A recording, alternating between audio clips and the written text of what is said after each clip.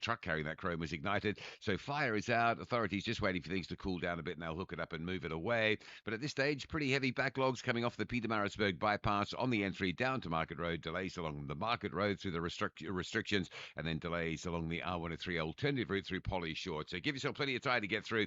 Otherwise, just delay your departure from Pietermaritzburg towards Durban this morning. Apart from that, Gauteng looking generally okay. We're off to a pretty good start around the highway networks. N1 through from Pretoria looks good. R21 towards the airport, fine as well. And Cape Town, very heavy sand on the Baden Powell. It's quite thick this morning, maybe thicker than yesterday. Vehicles are being stuck. Surprisingly, the road isn't closed yet. You may elect to avoid travel through that thick sand section on Baden Powell at Sandy Corner, bottom of Khayelitsha, Monwa, BC.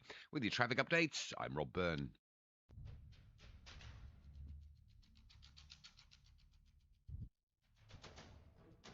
The Morning Brief with Thulasizwe Simelane. Weekdays, Monday to Friday, 6 to 9 a.m. The Morning Brief with Thulasizwe Simelane. Weekdays, Monday to Friday, 6 to 9 a.m. It's just gone 6 minutes after 6. Today is Thursday, the 6th of November, 2025. The world you're waking up to this morning is significantly different from what it was when you went to bed last night.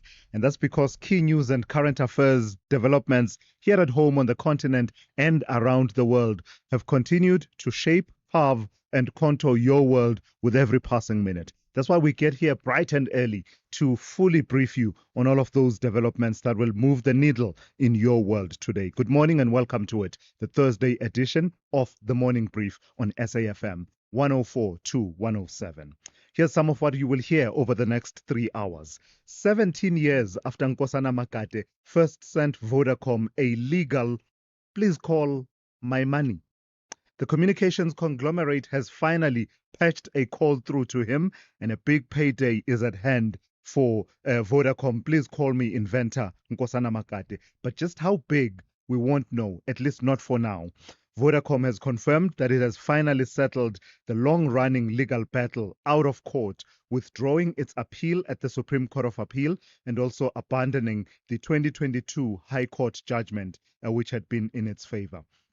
It brings to an end a dispute that began after Makate conceived the Please Call Me service back in the year 2000, 2001, thereabouts, a free message service that allows users with no airtime to request a call, a tool that went on to become one of Vodacom's most successful innovations.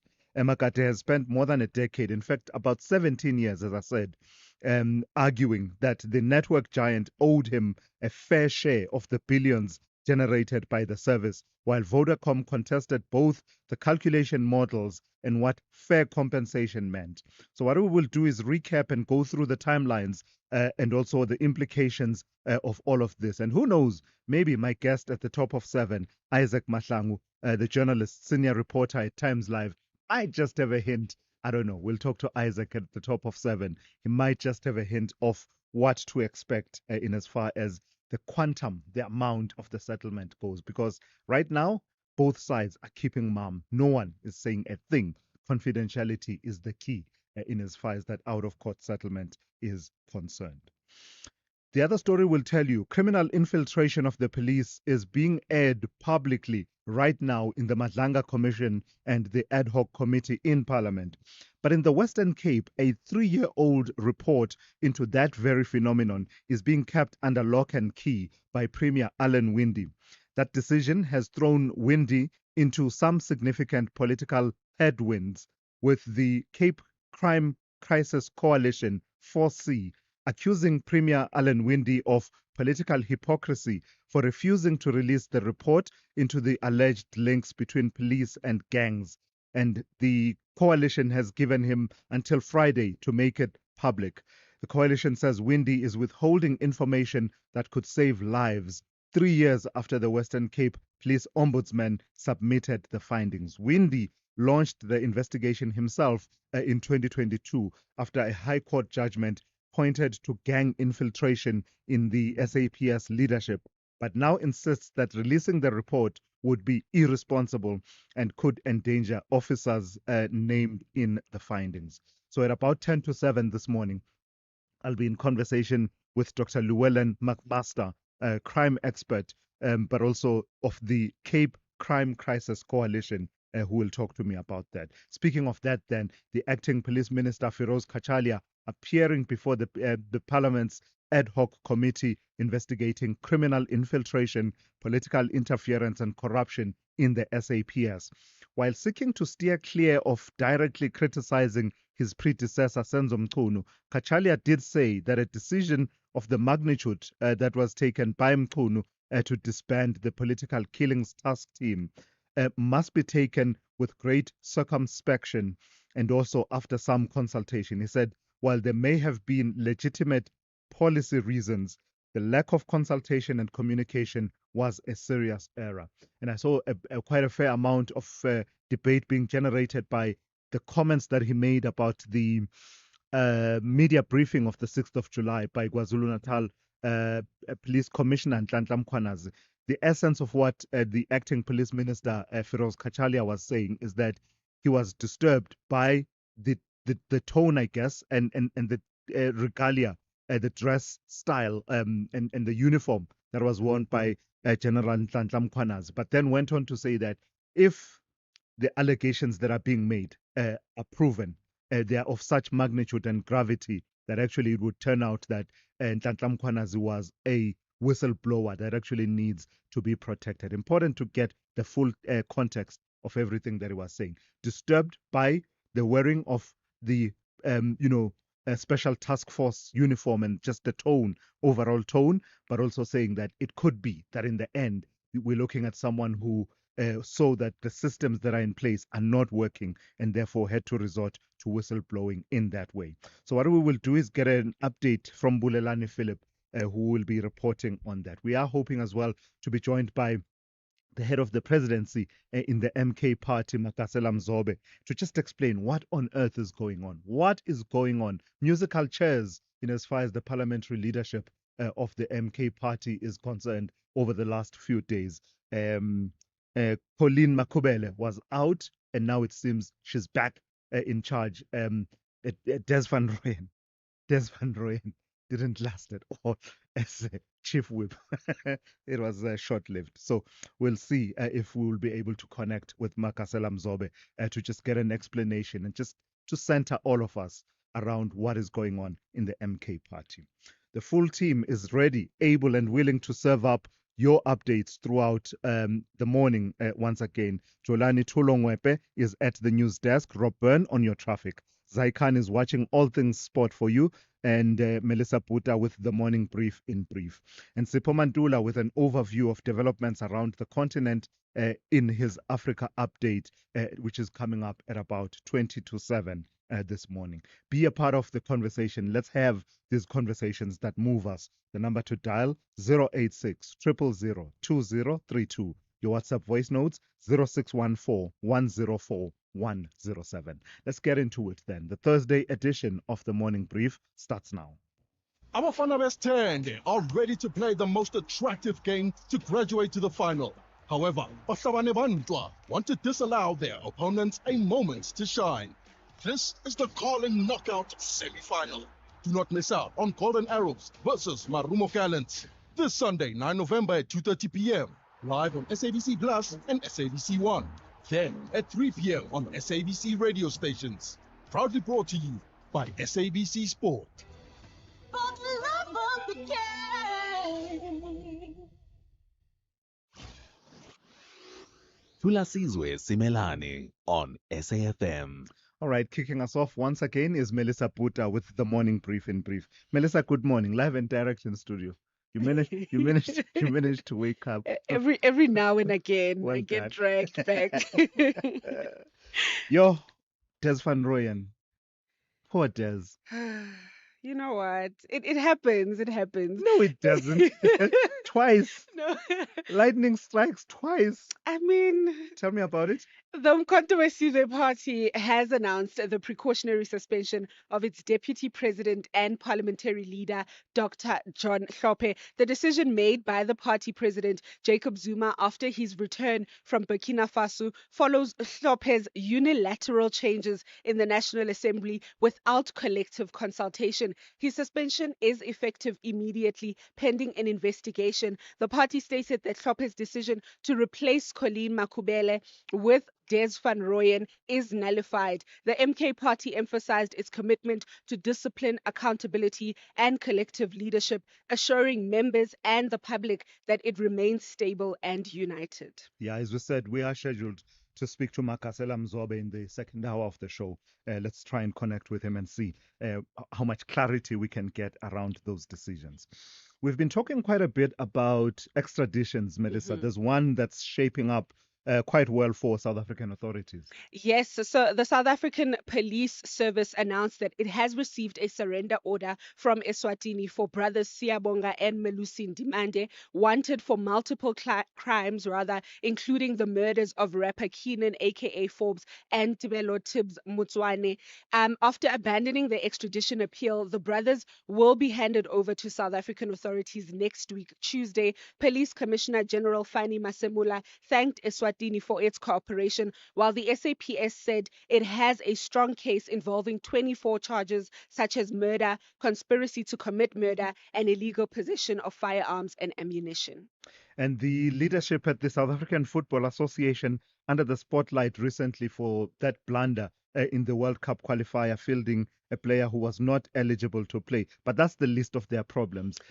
Danny Jordan is before the courts. There's developments in that case as well. Yes, so former SAFA acting CEO Russell Patrick Paul was granted a 10,000 Rand bail in connection with the Danny Jordan fraud case. He faces charges of fraud and conspiracy to commit fraud or theft linked to allegedly authorizing unauthorized payments to Grit Communications for Jordan's personal benefit. Paul will join Jordan CFO Groni Hluyo and others when the case resumes on the 21st of November. This matter is pending a High Court challenge on the admissibility of evidence, while the MPA emphasizes accountability for all implicated individuals. So it will be an interesting case to watch. Yeah, absolutely. I think we might want to actually touch base on it when it does resume on the 21st of November. Melissa, thank you for that.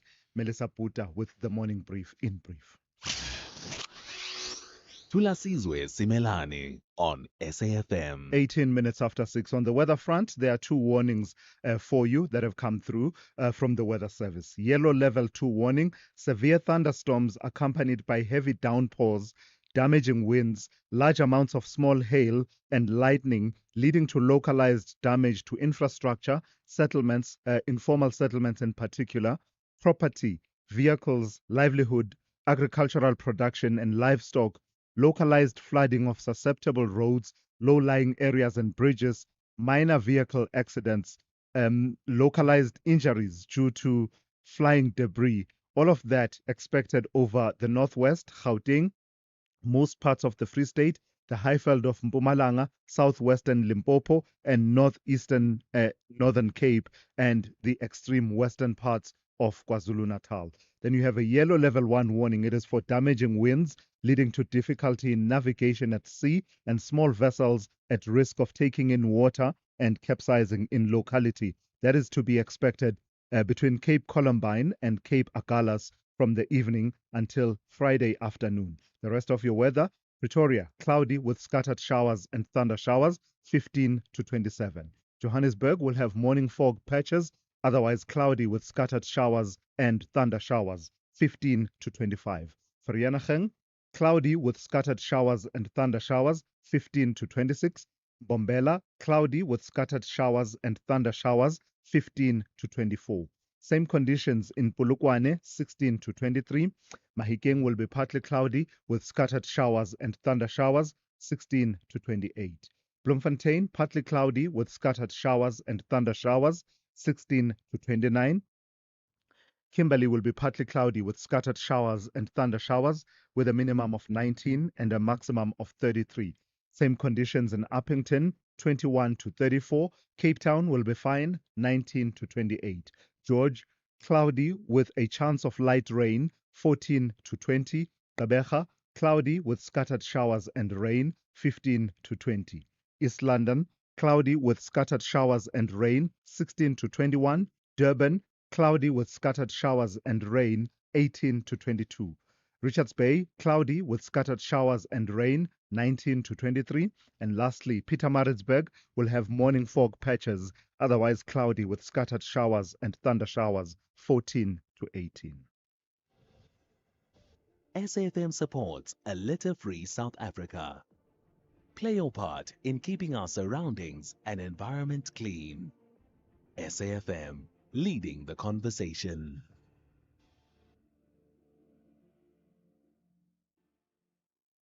With the ever-changing financial landscape, it can be difficult to make sense of all the moves at times.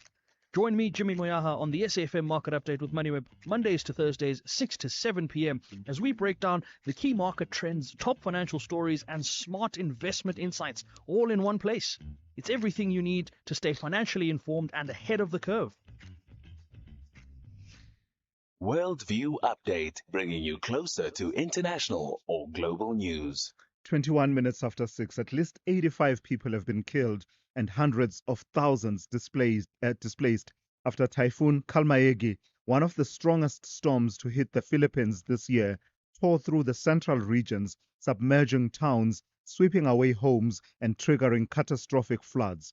Officials warn the death toll is expected to rise as search and rescue operations continue across the hardest hit island, Cebu. Let's speak to Professor Guy Midgley, who is a climate change researcher and acting director of the School for Climate Studies at Stellenbosch University. Prof, good morning and thank you for your time. So this is a typhoon. What does that mean exactly in relation to the other storm systems that we know to exist in various regions, hurricanes and tropical cyclones and the likes? This is a typhoon and a powerful one at that. Yeah, thanks very much for having me. Typhoon is just a local regional name for a hurricane. This is same phenomenon. These are very, very intense low pressure systems that essentially they're heat engines. They transfer heat from the surface of the ocean up into the and they generate very, very strong wind that circle in a very, very tight region.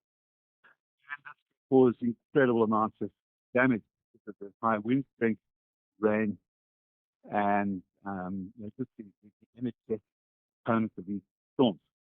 The problem that we're facing is that because of increase in the ocean surface, these storms have been getting more and more intense and are now, in fact, approaching almost a theoretical limit of how strong they can be because of the additional potential. Say a bit more about that.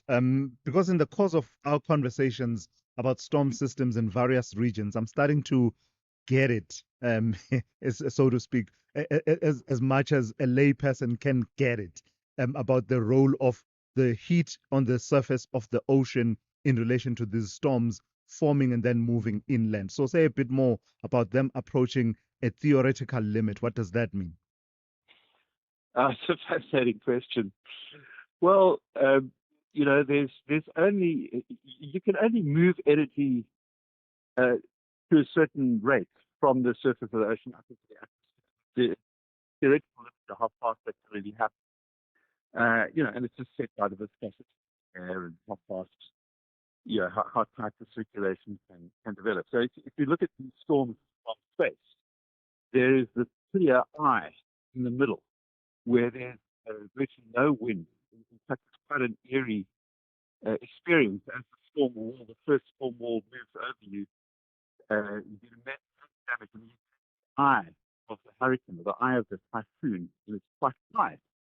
And then the next wall comes across as the whole storm system moves across you. So essentially, those winds and that energy can only be transferred to a certain point. And with Hurricane Melissa, which happened fairly, we reached critical maximum for the rate which it happens. So, I mean, the climate system is really an energy. It's a system of moving energy around the planet, the energy from the sun, which, as you know, as the Earth rotates, the position of the sun on the planet changes, and that's the maximum area of energy input into the planet.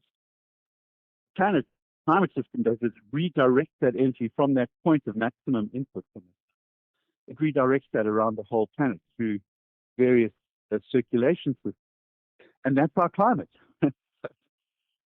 Yeah. But because we've increased CO2 in the atmosphere, we've heated the oceans, we've heated the atmosphere, and so there's just a lot more energy to move around, and that juices up the climate and increases the power of these storms, and that's our problem. Yeah. So the intensity is I don't know. It's there's no other word I can think of. Intensifying. Let's go with that for now. Let's go with that for now, Prof. This is true. But such storms are typical in that area, in that region, are they not? Correct. We are starting to see cyclones moving out of their normal range. So we're seeing cyclones in southern Africa moving a bit to the south, and that can be devastating. Areas are hit by these storms that are just not ready to cope with them. In areas where typhoons are more common, the whole system is better to different kinds of houses are built, which are more resilient to and people expect these sorts of things to happen. But you get a real problem when a novel system arrives in an area that's not pre-adapted. You can really. All right, Prof, thank you for your time this morning, and thank you for those insights. That's Professor Guy Midgley, climate change researcher and acting director of the School for Climate Studies at Stellenbosch University. This is SAFM Sport with Zai Khan. Hey, Zai, good morning. What's new? Mamelodi Sundowns lead, top of the table. What's new, actually? It feels like it's deja vu all over again. Should we send you back to the production area and you What? come back when you have a new story for us? Well, guess what? Sorry for you. Sundowns are always tops, okay? Well, for now, at least. In this sort of era, they're usually chasing trebles or quadruples and still doing it again, opening a 3-point lead. Top of the table was their 1-0 win over TS Galaxy at Loftus Versfeld. Arthur Sales came off the bench to score the winner, and that was in the 61st minute, handing Miguel Cardoso's men their third straight league win. Elsewhere, Orlando Pirates extended their unbeaten run in the Betway Premiership to 8 matches with a 3-1 victory over Golden Arrows at King Zwelithini Stadium. With the score level at 1-1 and just over 15 minutes remaining, second half substitute Yanela Mbatuma proved decisive, netting the brace to seal the win for the Buccaneers in Umlazi. Now, Stellenbosch FC, their coach Steve Barker admits his side must make changes sooner rather than later after a 7th defeat of the season, this time to Siwelele FC. Last season's third-place finishers now sit bottom of the table, just 3 games shy of the halfway mark. Here's Coach Barker. There is a saying that you can't keep doing the same things over and over and expect different results. So right now, we have to find ways to do things differently, whether it's just our approach off the field, whether it's coaching sessions, whether it's just selection of the team and formations. We just have to freshen up the team. That's why I said I think this break is good for us. I think it's really needed. We go into our CAF games next. And sometimes, people look at CAF and say, but maybe that's the reason why you're struggling in the league. But I want to try and use the CAF to get us going again and get, just our belief and our sort of positiveness and back going by using that as a catalyst to just jumpstart our league. So. All right, let's go elsewhere. Champions League. Chelsea they were held 2-2 by Karabakh in Baku as Enzo Maresca's young side show more inconsistency. Meanwhile, Manchester City cruised past Borussia Dortmund 4-1, and at St. James Park, Newcastle had a 2-0 win over Athletic Club, their third consecutive victory. Tennis Venus Williams at 45 has been granted a wild card for January's Auckland Classic. The 7-time Grand Slam champion made her comeback in July after 16 months out, earning a memorable win over Peyton Stearns and later pushing Karolina Mukova to 3 sets at the US Open. In Athens, Lorenzo Musetti outlasted Stan Wawrinka to reach the quarterfinals, keep alive his ATP Finals hope. He'll face Alexander Miller next, while Novak Djokovic eased past Alejandro Tabilo on return from a 3-week layoff. That's your sport. We'll serve it up more. Top of the hour, I'm Zaikan. And I'm Jolani Tulongwepe, making headlines. Crime Intelligence Head General Dumisani Kumalo says he told Police Minister Senzo Mchunu and National Police Commissioner General Fani Masemola that suspended Deputy National Police Commissioner General Shadrack Sibia is among senior police officers identified to be involved with the criminal cartel. Kumalo told the Madlanga Commission that he revealed the details in a meeting with Mchunu, who is on special leave, and Masemola. The MK Party Deputy President Dr. John Hlophe has been suspended from all positions of the party. He will also not be active in Parliament and the party. And finally, Vodacom says it has reached an out-of-court settlement in the Please Call Me matter with Nkosana Makate. I will have details on these and other stories at 7 o'clock. SAFM, guiding you through the rush hour traffic. Good morning. A couple of major problems around KZN. One is the big one, the closure of the N3 leaving Pietermaritzburg on your way to Durban. The road closed at Market Road. So there was a truck fire earlier between Market Road and Ashburton. It's that section that's closed. And as we forecast, very heavy delays coming off the Pietermaritzburg bypass. Thursday can be a peak time, a peak day for truck traffic heading down to Durban. So you've got a big volume of trucks stuck on the bypass and vehicles stuck there as well, just going very slowly down to Market Road, off ramp at Market Road, and then you're back into the thick of it on the R103 alternative. Roads should be reopened, we reckon, around about 7 o'clock this morning. That was the initial sort of ETA for reopening. The fire was dealt with quickly. It's not a major incident. I think they're just waiting for things to cool down there a bit, and then they'll tow the vehicle away and get things open. But in the meantime, very heavy. If you don't need to be on that road now and you can just leave it a little bit, that'd be a really good call. Staying in KZN, there's a crash coming through from the south coast just by Amanzamtoti, central Amanzamtoti. So coming through from Doonside, Sea Dune area, the N2 into Toti, very heavy. And we saw this yesterday, seeing it again today, quite slow on the N3, just approaching Howick between Lions River and the Howick North Tweedy exit. There are some roadworks that have popped up there causing delays. Joburg N3 going north, starting to slow into the roadworks at Buccleuch interchange. That's going to be an all-day delay now. And Cape Town, Baden-Powell Drive, thicker sand this morning than yesterday at Monwabisi Sandy Corner. You may find the road closed. You may just elect to stay away from it. Vehicles are turning around. Other vehicles are getting stuck in the thick sand. Rob Byrne, SAFM Traffic. Africa Update on SAFM. 27 minutes to 7. I've got to say that we've given Aunt Dowling just a bit of a break while she's traveling back from Morocco and just, resting up and recuperating. But we will have Jimmy Muyaha. What am I doing? Jimmy Muyaha will give us an update after 7:30. For now, let's go to Sipho Mandula with the Africa Update. Sipho, good morning. Let's start in Tanzania. We were saying this a couple of days ago about the SADC Observer Mission, that they don't generally, they're not enthusiastic about harshly criticizing the conduct of elections. They tend to be more subtle. But every now and then, they come out quite clearly. That's what the AU Observer Mission has done this time around about Tanzania. Absolutely, Thulasizwe Simelane and Jumbo Africa, and the same journey for our sister coming from Rabat. Probably will tell us about the Generation Z of Morocco. That one was in Casablanca, didn't go anywhere. He was in Casablanca, he didn't move. We must teach him to navigate. I'm assuming she probably did go around here and there. She'll tell us all about it. No, Thulas, back to Addis Ababa, to Kodoma, what is called Dar es Salaam. In the Tswana language, Mupeti Omasi can be literally translated a reckless driver, but this time it's a trouble driver. That is the former president. You're on a roll this morning, eh? People are saying that Mukotmas is saying that those elections did not comply with the EU post-dramatic work further international engagement standards for democratic elections. In short, this statement is a damning statement in blow to the EU person who earlier sent the messages to Samia Sulu. And this says that this report, remember, is still a preliminary report. Within 50 days, the EU will be releasing the final report. But I think it will still be the same assessment because they are raising reading that there was some ballot cheating in some of the polling stations. They've noted absence of political party agents. And at the same time, Thulas, they noted the environment, the post-election violence that went on. What I earlier said, as we were covering, I said during elections there was violence to us. So we might use the word post, but there was during and pre-election violence.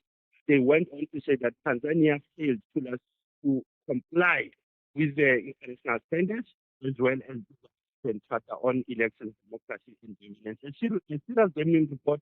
I don't know how will the government of Samia Sulu now adjust this to process this. If you look at the SADC report, the AU report, it's only the East community. I don't know where do they stand. The UN has been very clear, and other domestic observer missions, they might also indicate the same challenges that face Tanzania. You know the template, Musipo, right? Are we looking at a government of national unity with a president and prime minister from the opposition?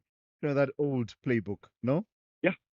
Probably we might be looking at that, or we might look at the National Convention or National Dialogue. We don't know what to look at because you are in a post-election violence. There are numbers of people who have died. I saw Tanganyika Law Society also coming with numbers. So as you said, tell us, is it the GNU with the Gen Z that have influenced it? And also Tundu Lissu, who has been harassed for many years.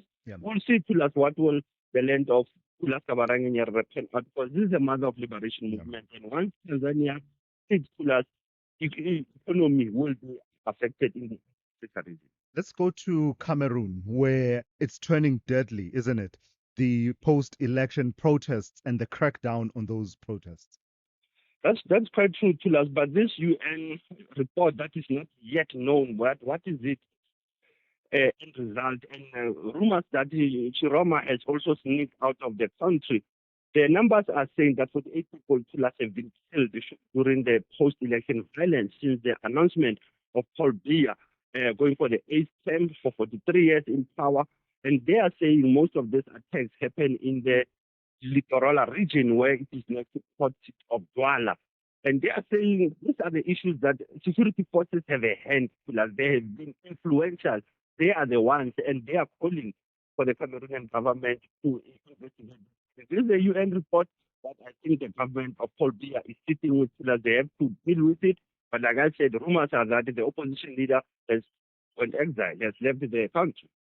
And in Mauritania, a former president is going to jail, and it's one of those instances where sometimes, not always, Sipho, when you've been found guilty and sentenced, just serve your time.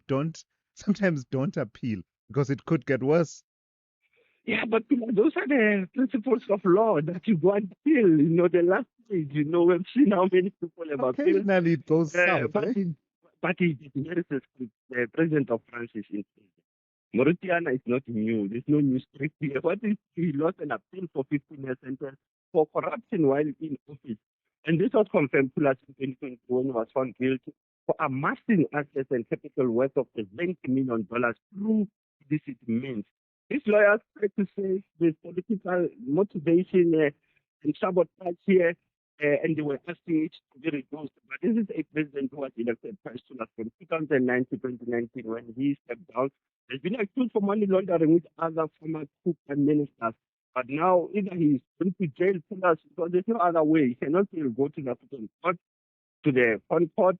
I think he has to go to jail, as we have said, because that shows the issue of poor leadership in the African continent. And the initial sentence was 5 years, and upon appeal, it was increased to 15 years. Finally, Sipho, your historical archive, I can only say, Nansi Ndodemnyama Fervut. Basopa Nansi Ndodemnyama.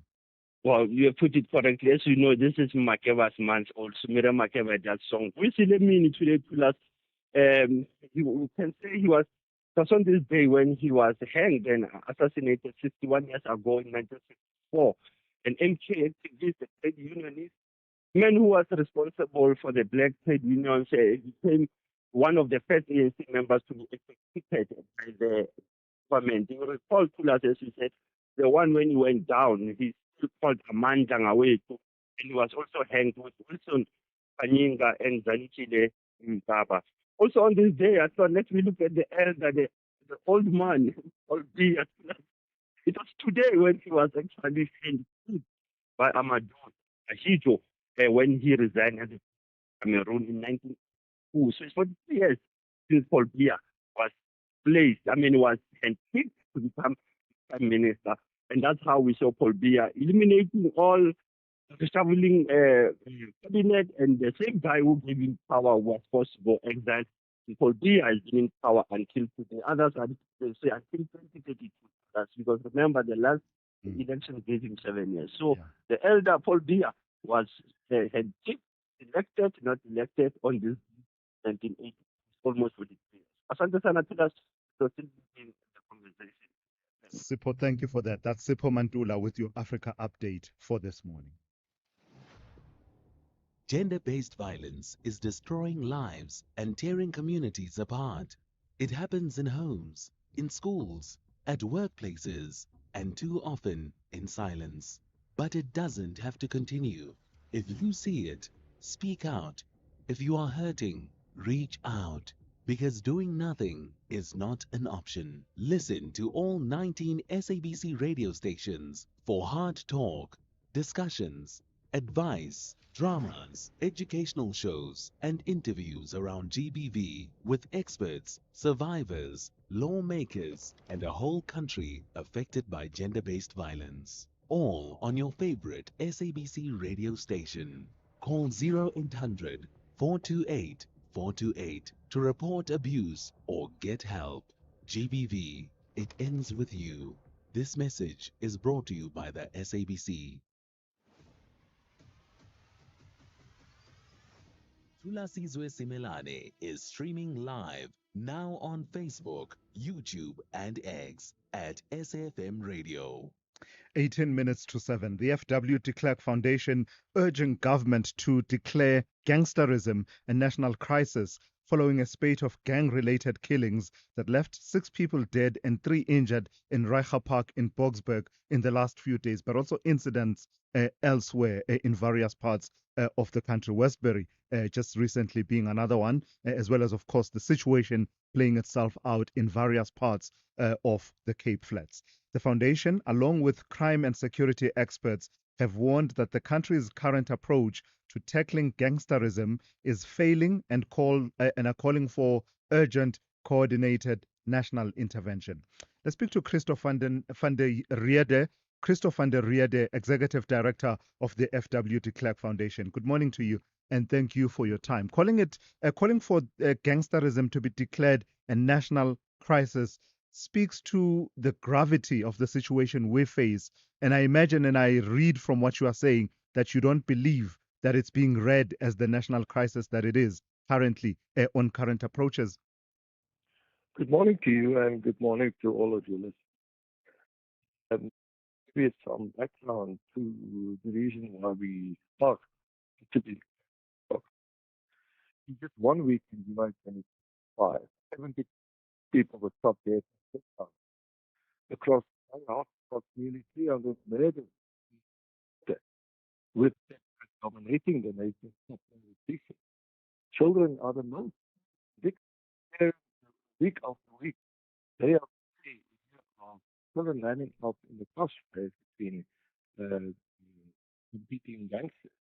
More than one day, okay, 3 months before, 79 young lives were lost, many in gang-related. In Cape Town alone, between 90 and 100 gangs, combined 100,000 members. Yes, it's a handful, but we've recently seen this household Province Park, especially really I think it has a massive negative impact on the children. They have to go to school and have to have education. What's lacking in the current responses? I think there's a real drive. I really appreciate the belief in the effort. But for me, the biggest challenge is how we approach in a very, very uncoordinated way. We've seen the state response as and not this. Yes, we have military deployment. come and go.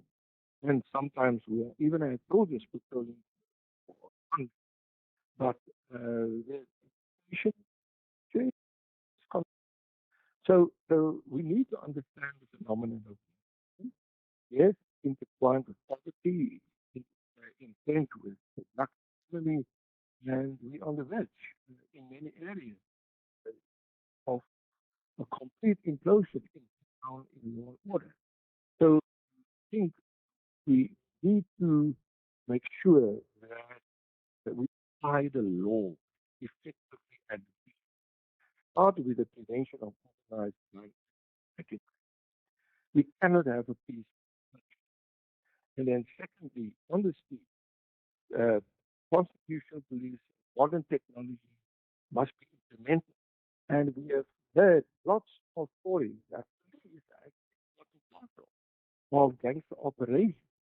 I believe that the police have the intelligence to clamp down and make sure that this is safe, because it cannot continue along this way. What kind of a balance do you believe we need to strike between the operational responses, such as targeting the organogram of the gang leadership, targeting firearms in a concerted manner on the one hand, and also addressing the social, educational, economic, and other interventions at the same time?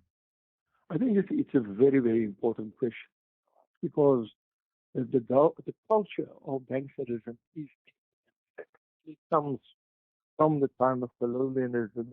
We know the impact of especially through forceful movement on how it destroyed the fiber of many of communities.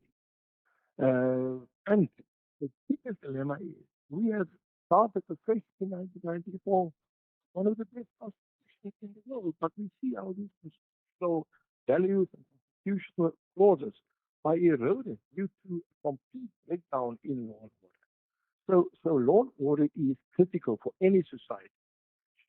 And it's a constitutional obligation that rests on the president, the cabinet, police services, stand down to make sure that law and order is restored. No country can function without it. That's the first thing.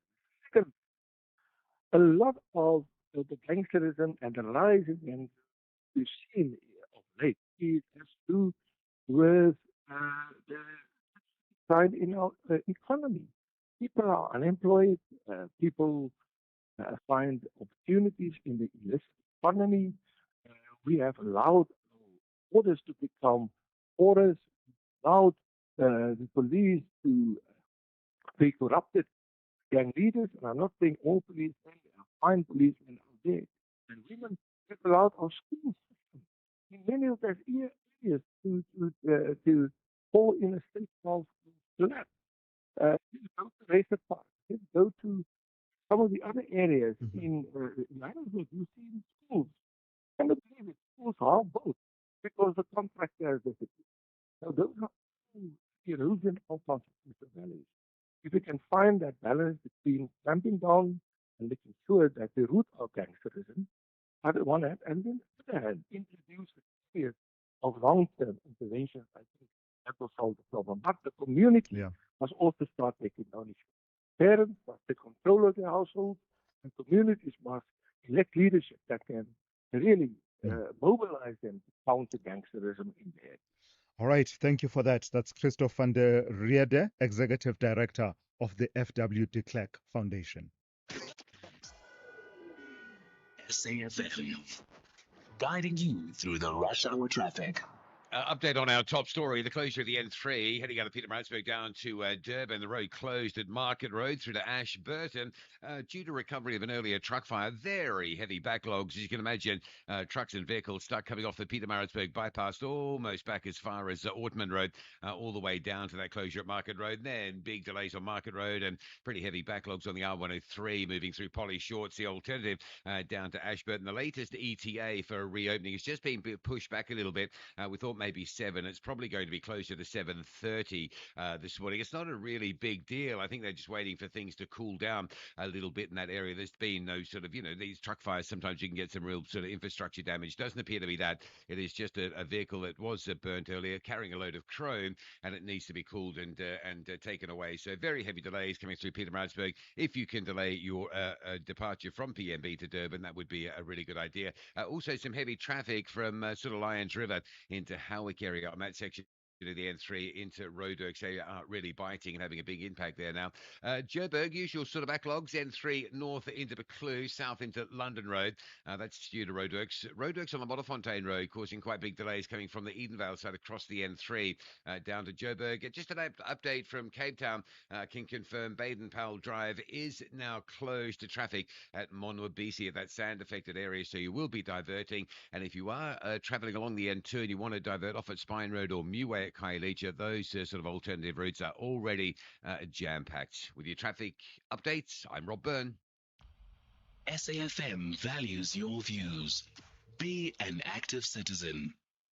9 minutes to 7. The Cape Crime Crisis Coalition, 4C, has accused Premier Alan Winde of political hypocrisy for refusing to release a report into alleged links between police and gangs and has given him until Friday to make it public. The coalition says Winde is withholding information that could save lives 3 years after the Western Cape Police Ombudsman submitted the findings. Winde launched the investigation himself in 2022 after a High Court judgment pointed to gang infiltration in SAPS leadership, but now insists releasing the report would be irresponsible and could endanger officers named in the findings. He says academics, criminologists, and senior police officials agree that the report should remain confidential and has proposed lifestyle audits instead. So let's speak to Dr. Llewellyn McMaster, who is a crime expert but also part of the Cape Crime Crisis Coalition. Good morning to you, Doc, and thank you for your time. What about the explanations given by Premier Alan Winde for why he is not releasing this report? Do you find unacceptable? Good morning, and thanks for having me. Yes, I appreciate the fact that the Premier, when we first put the press statement, you know, phoned me and explained.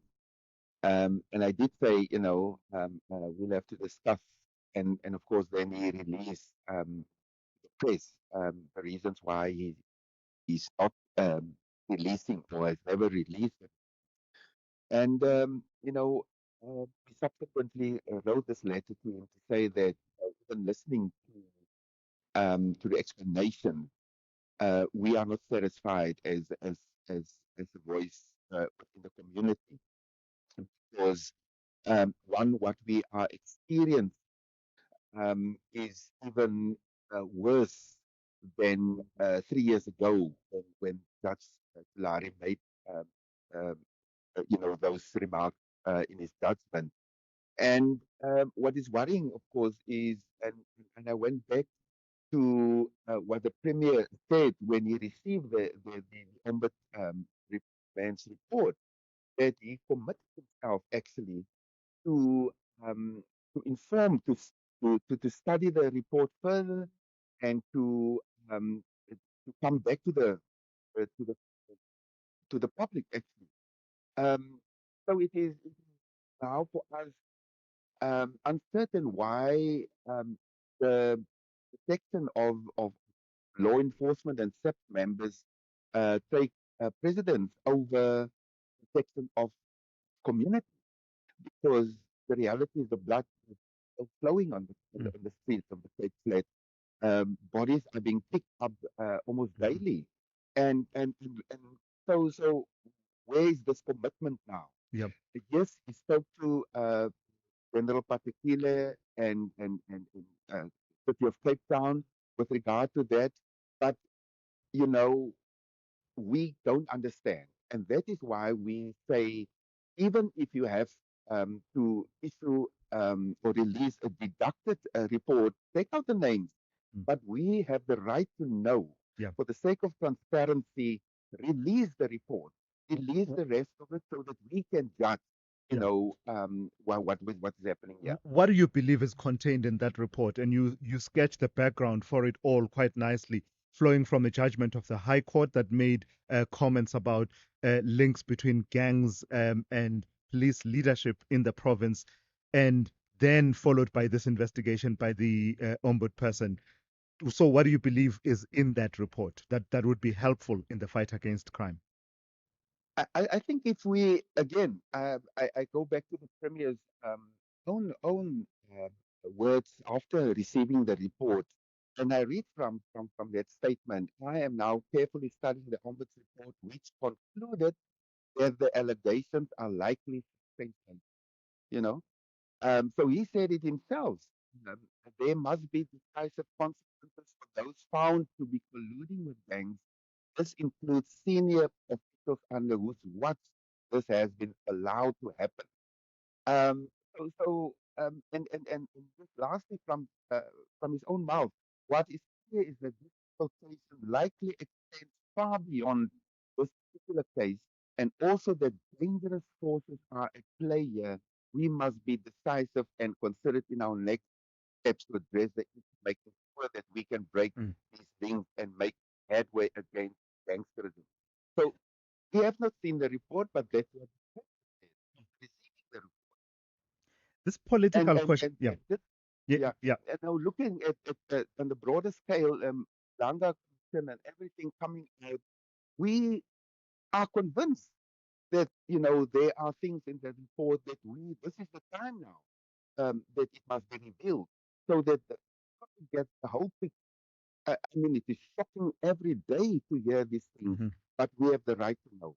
So, how about his offer and his insistence that they will actually undertake lifestyle audits for police officials and police leadership to sort of cleanse the system in a way? And in fact, he says they've even made the offer that they will pay for these lifestyle audits, and made that offer even to national government to say, look, if it's costly, we will carry the costs of it. Does that ameliorate for the non-release of this report?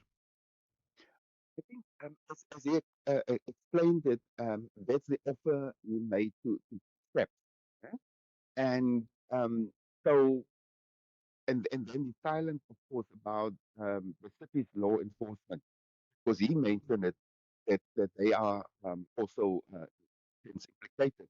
So the focus is now on SEPs to do that. SEPs have not responded in 3 years. And so, again, what has been happening after clearly General Patekile and SEP have refused to do that. So again, there's inaction, and what's happening on the ground is that organized crime has evolved in sophisticated networks. Mhm. The shootings and killings are, as I say, even worse than 3 years ago. Yeah. So that's the implication for us.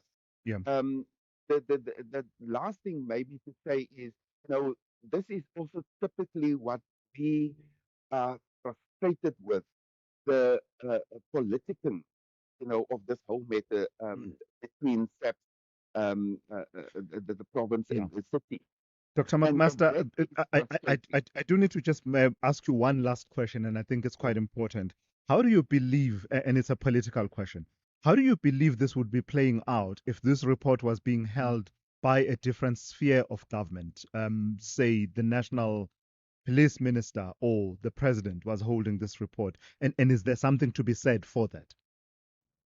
I think in that regard, my response would be, it was in any case, when Judge Tulari made that, remarks in his statement, why in the first place didn't SAP take it up? National Police Commission or the Minister of Police.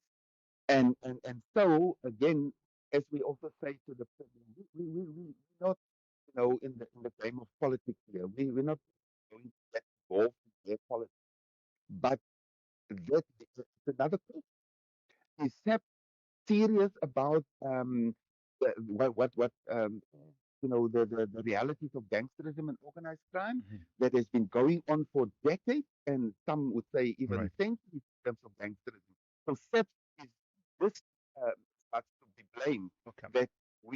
have not any action. All right, let's leave it there for this morning. Thank you for your time, Dr. Llewellyn McMaster, crime expert, but also part of the Cape Crime Crisis Coalition. Brings us to 7 a.m. Jolani Tulongwepe is on standby with the latest news. Outsurance is in the business of saving you money on your car insurance premium. If they can't, ask for 500 Rand. SMS out to 30754. That's out to 30754.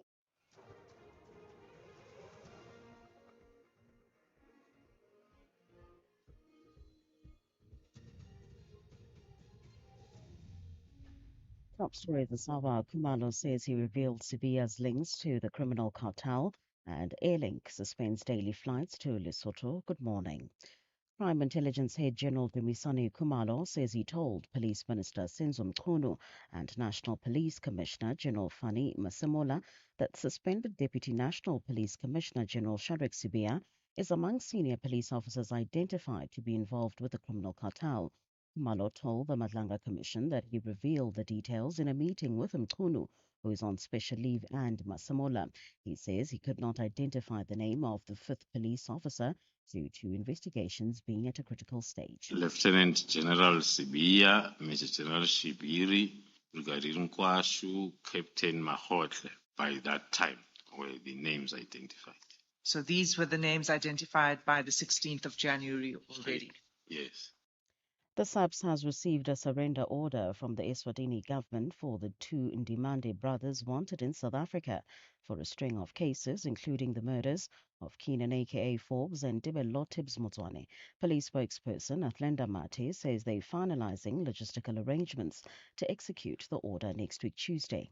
The two Ndimande brothers, Siabonga and Malusi Ndimande, abandoned their extradition appeal on Monday, the 3rd of November 2025. The SAPS remains confident that it has a watertight case against the pair, who face 24 charges related to 3 cases. These include conspiracy to commit murder, attempted murder, unlawful possession of automatic firearms and ammunition, amongst a host of other charges. Interpol South Africa and Interpol Eswatini are in talks to arrange the handing over of the two wanted brothers. The MK Deputy President Dr. John Hlophe has been suspended from all positions of the party. He will also not be active in Parliament and the party. In a statement, the party's President Jacob Zuma says he has taken a decision to issue a precautionary suspension to Hlophe from his leadership roles with immediate effect, pending a full investigation into his conduct. Zuma says the decision is meant to affirm and send a strong message and the principle of collective leadership across all structures within the MK party. Vodacom says it has reached an out-of-court settlement in the Please Call Me matter with Nkosana Magade. It says in a statement that the board approved a settlement agreement and that it has been accounted for in the group's interim results for the 6-month period ended the 30th of September 2025, which are set to be released later this month. Tsepo Mongwai reports. The company says as part of the settlement process, a notice was sent to the Supreme Court of Appeal withdrawing Vodacom's appeal. The figure agreed was not made public. The announcement ends the legal battle that has dragged on for about 17 years. Vodacom share price ended firmer at 0.2%. Tsepo Mongwai, SABC News, Johannesburg. Airlink has announced that it has suspended its daily flights between OR Tambo International Airport in the east of Johannesburg and Maseru, Lesotho. It says this is due to what it describes as a lack of serviceable fire and rescue equipment at Moshweshwe International Airport. It says normal services will only resume once the airport operator at Moshweshwe International Airport has restored the regulated emergency response capabilities. The airline has advised customers who are due to travel to check with Airlink or their travel agents on the status of their flights from today. Recapping the top story this hour, Prime Intelligence Head General Dumisani Kumalo says he told Police Minister Senzo Mchunu and National Police Commissioner General Fani Masemola that suspended Deputy National Police Commissioner General Shadrack Sibia is among senior police officers identified to be involved with the criminal cartel. For SAFM News, I'm Jolani Tulongwepe.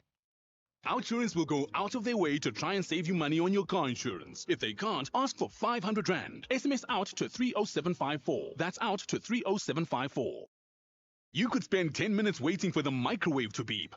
Or get a 10-minute quote from Outsurance that could save you thousands on your car insurance. For his 2024 Suzuki Jimny, 55-year-old Stefan now pays only 611 Rand a month. And for her 2024 Kia Sonet, 31-year-old Palisa pays just 926 Rand a month. Ready to get more out of your car insurance? SMS out to 30754. That's out to 30754. Outsurance, licensed insurer and FSP. TCs and information online.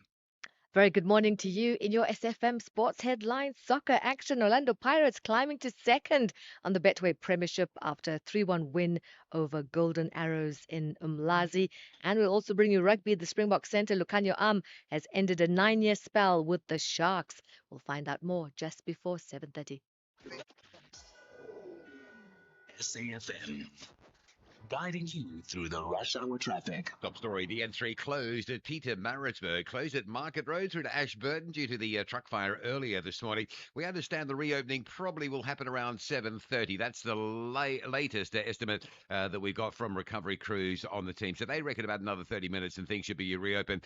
In the meantime, there is an extremely heavy backlog. The N3 almost back as far as Chotamotala, all the way down to the closure at Market Road. The R103 from Pietermaritzburg down through Polly Shorts towards Ashburton, absolutely buckling under the heavy pressure. If you don't need to travel out of Pietermaritzburg, absolutely, if it's not essential, do it a little bit later once the road has been reopened and the backlog has moved through. It's an enormous backlog. Just out into Durban, traffic lights still a problem. Komashu Highway, Duff Road and the N2, so convoying again out of the Komashu area. Joburg, broken down vehicle, N1 north at Winnie Mandela. Heavy backlogs all the way back to Bayers Nordia. The N3 north to Buccleuch, south to London Road, queuing as it does. And there's a crash scene on the R21 south, just by the Benoni exit. If you're on your way to the airport, it's quite a heavy backlog through there. Cape Town, Baden-Powell Drive now closed at Monwabisi due to that thick sand. Expect some local delays as motorists hit some alternative routes. And the N7 north, quite heavy. Vangate Mall is where you'll pick up the queue all the way through to about Beaufort Circle in Epping. With your traffic update, I'm Rob Byrne.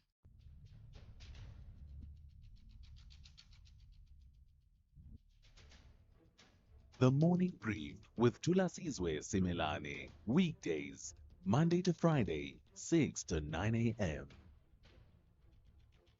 The Morning Brief with Thulasizwe Simelane. Weekdays, Monday to Friday, 6 to 9 a.m. 7 minutes after 7 on this Thursday. It's great to be in your company. Welcome to it, the second hour of the morning brief here on SAFM. We are on 104 to 107 on the traditional radio airwaves, as I like to say, but also live on our digital platforms, safm.co.za, but also on all our social media platforms. On YouTube, we are SAFM Radio, but also at SAFM Radio on Facebook as well as on X.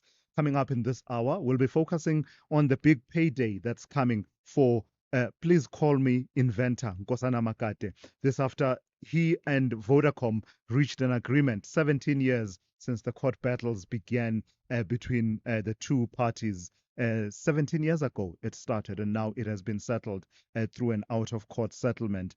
Both sides are not saying anything. They're actually saying that confidentiality is the key. So we'll talk to Isaac Mahlangu, senior journalist who's been following that story for quite some time, to unpack it all for us. What were the models? What were the considerations going into this outcome? Because it had gone all the way to the Constitutional Court, in fact, twice, and had been sent back to the Supreme Court of Appeal. But now it seems there won't be further litigation because they've now agreed to settle the matter out of court. Isaac Mahlangu on standby to talk to me in the next few minutes. Earlier on, I was saying that lightning has struck twice for Des van Rooyen, the man who was briefly appointed as finance minister some years ago, only to be removed within days. This has happened to him again, this time around appointed MK Party chief whip in parliament, only for former President Jacob Zuma to return from his trip in Burkina Faso and immediately reverse that decision, reinstating Colleen Makubele as chief whip. But in the process, Deputy President of the party, John Hlophe, is suspended and removed from his leadership roles with immediate effect. Makasela Mzobe, head of the presidency in the MK party, is scheduled to speak to me within this half hour. Your calls, please call me on 086 000 2032, 086 000 2032. do send me WhatsApp voice notes and even messages, which I will read out at a later point. And that number for that, 0614 104 107. Let's waste no further time then. Let's get into it. The second hour of the morning brief on this Thursday. The Expresso Morning Show has been nominated in 5 categories in the 3rd Annual National Film and Television Awards South Africa. It all happens on Saturday, the 22nd of November 2025 at the South African State Theatre in Pretoria. And public voting is open from the 13th of October to the 20th of November at midday. So visit nationalfilmacademy.com, register and vote for Expresso Morning Show in all 5 categories. Then, of course, catch us weekdays 6 to 9 a.m. right here on S3.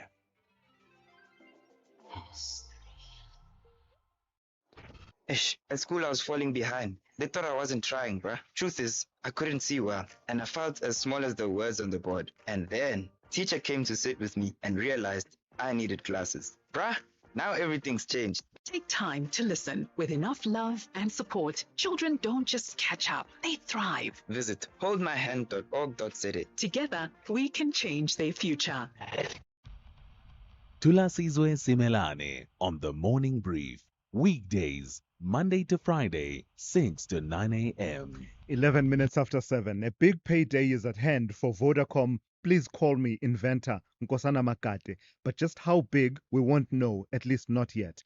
Vodacom has confirmed that it has finally settled the long-running legal battle out of court, withdrawing its appeal to the Supreme Court of Appeal and abandoning the 2022 High Court judgment. It brings to an end a dispute that began after Makate conceived the Please Call Me service back in 2000, a free message that allows users with no airtime to request a call, a tool that went on to become one of Vodacom's most successful innovations. Makate has spent more than a decade arguing that the network giant owed him a fair share of the billions generated by the service, while Vodacom contested both the calculation models and what fair compensation meant. Let's speak to Isaac Mahlangu, journalist and senior reporter at Times Live. Good morning to you, Isaac, and thank you for your time. So all sides are remaining mum, but I know you to be, I don't know, quite committed to your craft and working your sources. But perhaps beyond just working your sources, what do we know about perhaps, the starting point of the conversation between them about settlement? Thank you, Tulas. We know they were far apart with regards to what market wanted and what to pay. To be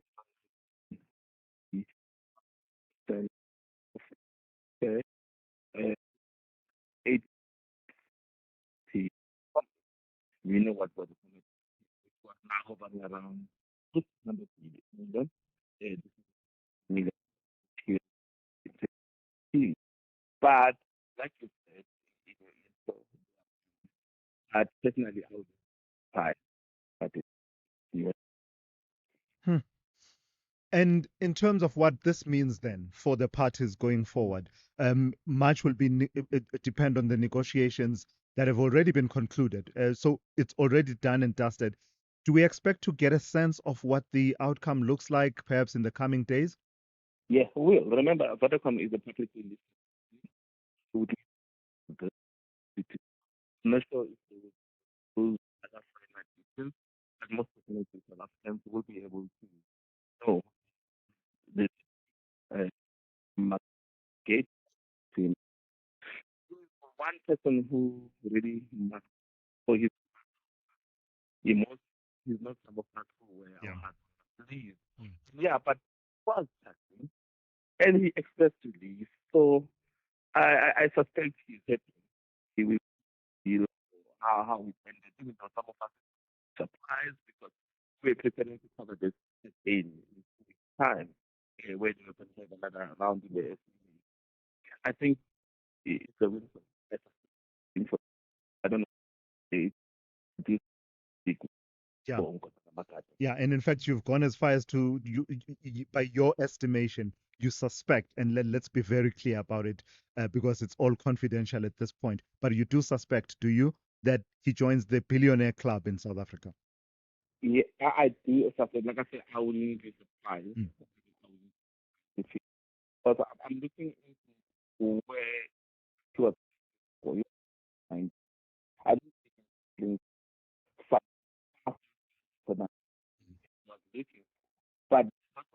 And it was clear that this man might be the so I think when him being the come you are that now the immediately saying and also, like I that something reasonable. So you've been engaging with him and other role players over a period of time, Isaac. What's your sense about what has driven him in this litigation for 17 years? And I suppose from that, from what you tell us there, perhaps we may be able to extrapolate what has driven him to this point to be able to reach a settlement that was not possible for 17 years. I think first and foremost, his fighting spirit is second to none. Remember what happened in July 2014, which was against him. And he tried to go to the SCA. The SCA, he, I think for most, even up there, description was quite clear. He was when it explored, we sort of threw the prescription laws out of the window due to said and the as the idea Vodacom has begin to compensate. I think that so yeah, I think he is fighting for it. Can and I think Canada they have a future. And yeah, and for him to fight for this for 5 years, I don't think I even it would would at the end of time. All right. Thank you for that. That's Isaac Mashangu, journalist and senior reporter at Times Live. So there you have it then.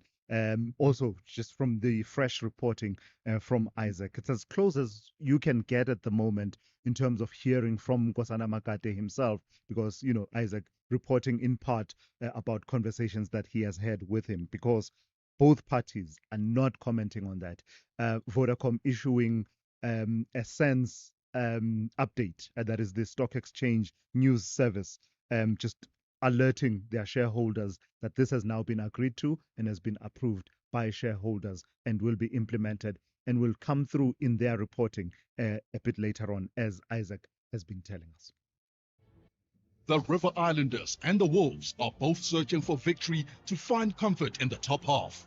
Who wants it the most? This is the Bundesliga, football as it's meant to be. Catch SV Werder Bremen versus VfL Wolfsburg this Friday, 7 November at 9:30 p.m. live on SABC Sport on DTT Channel 4 and SABC Plus. Proudly brought to you by SABC Sport.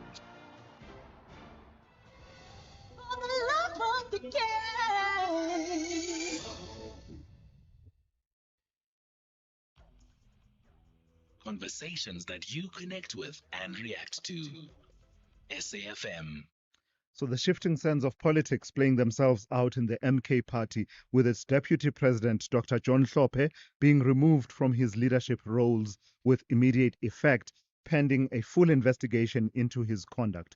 The decision came straight from former President Jacob Zuma, who returned from a trip to Burkina Faso to find changes made in parliament, and we are told it happened without broader consultation.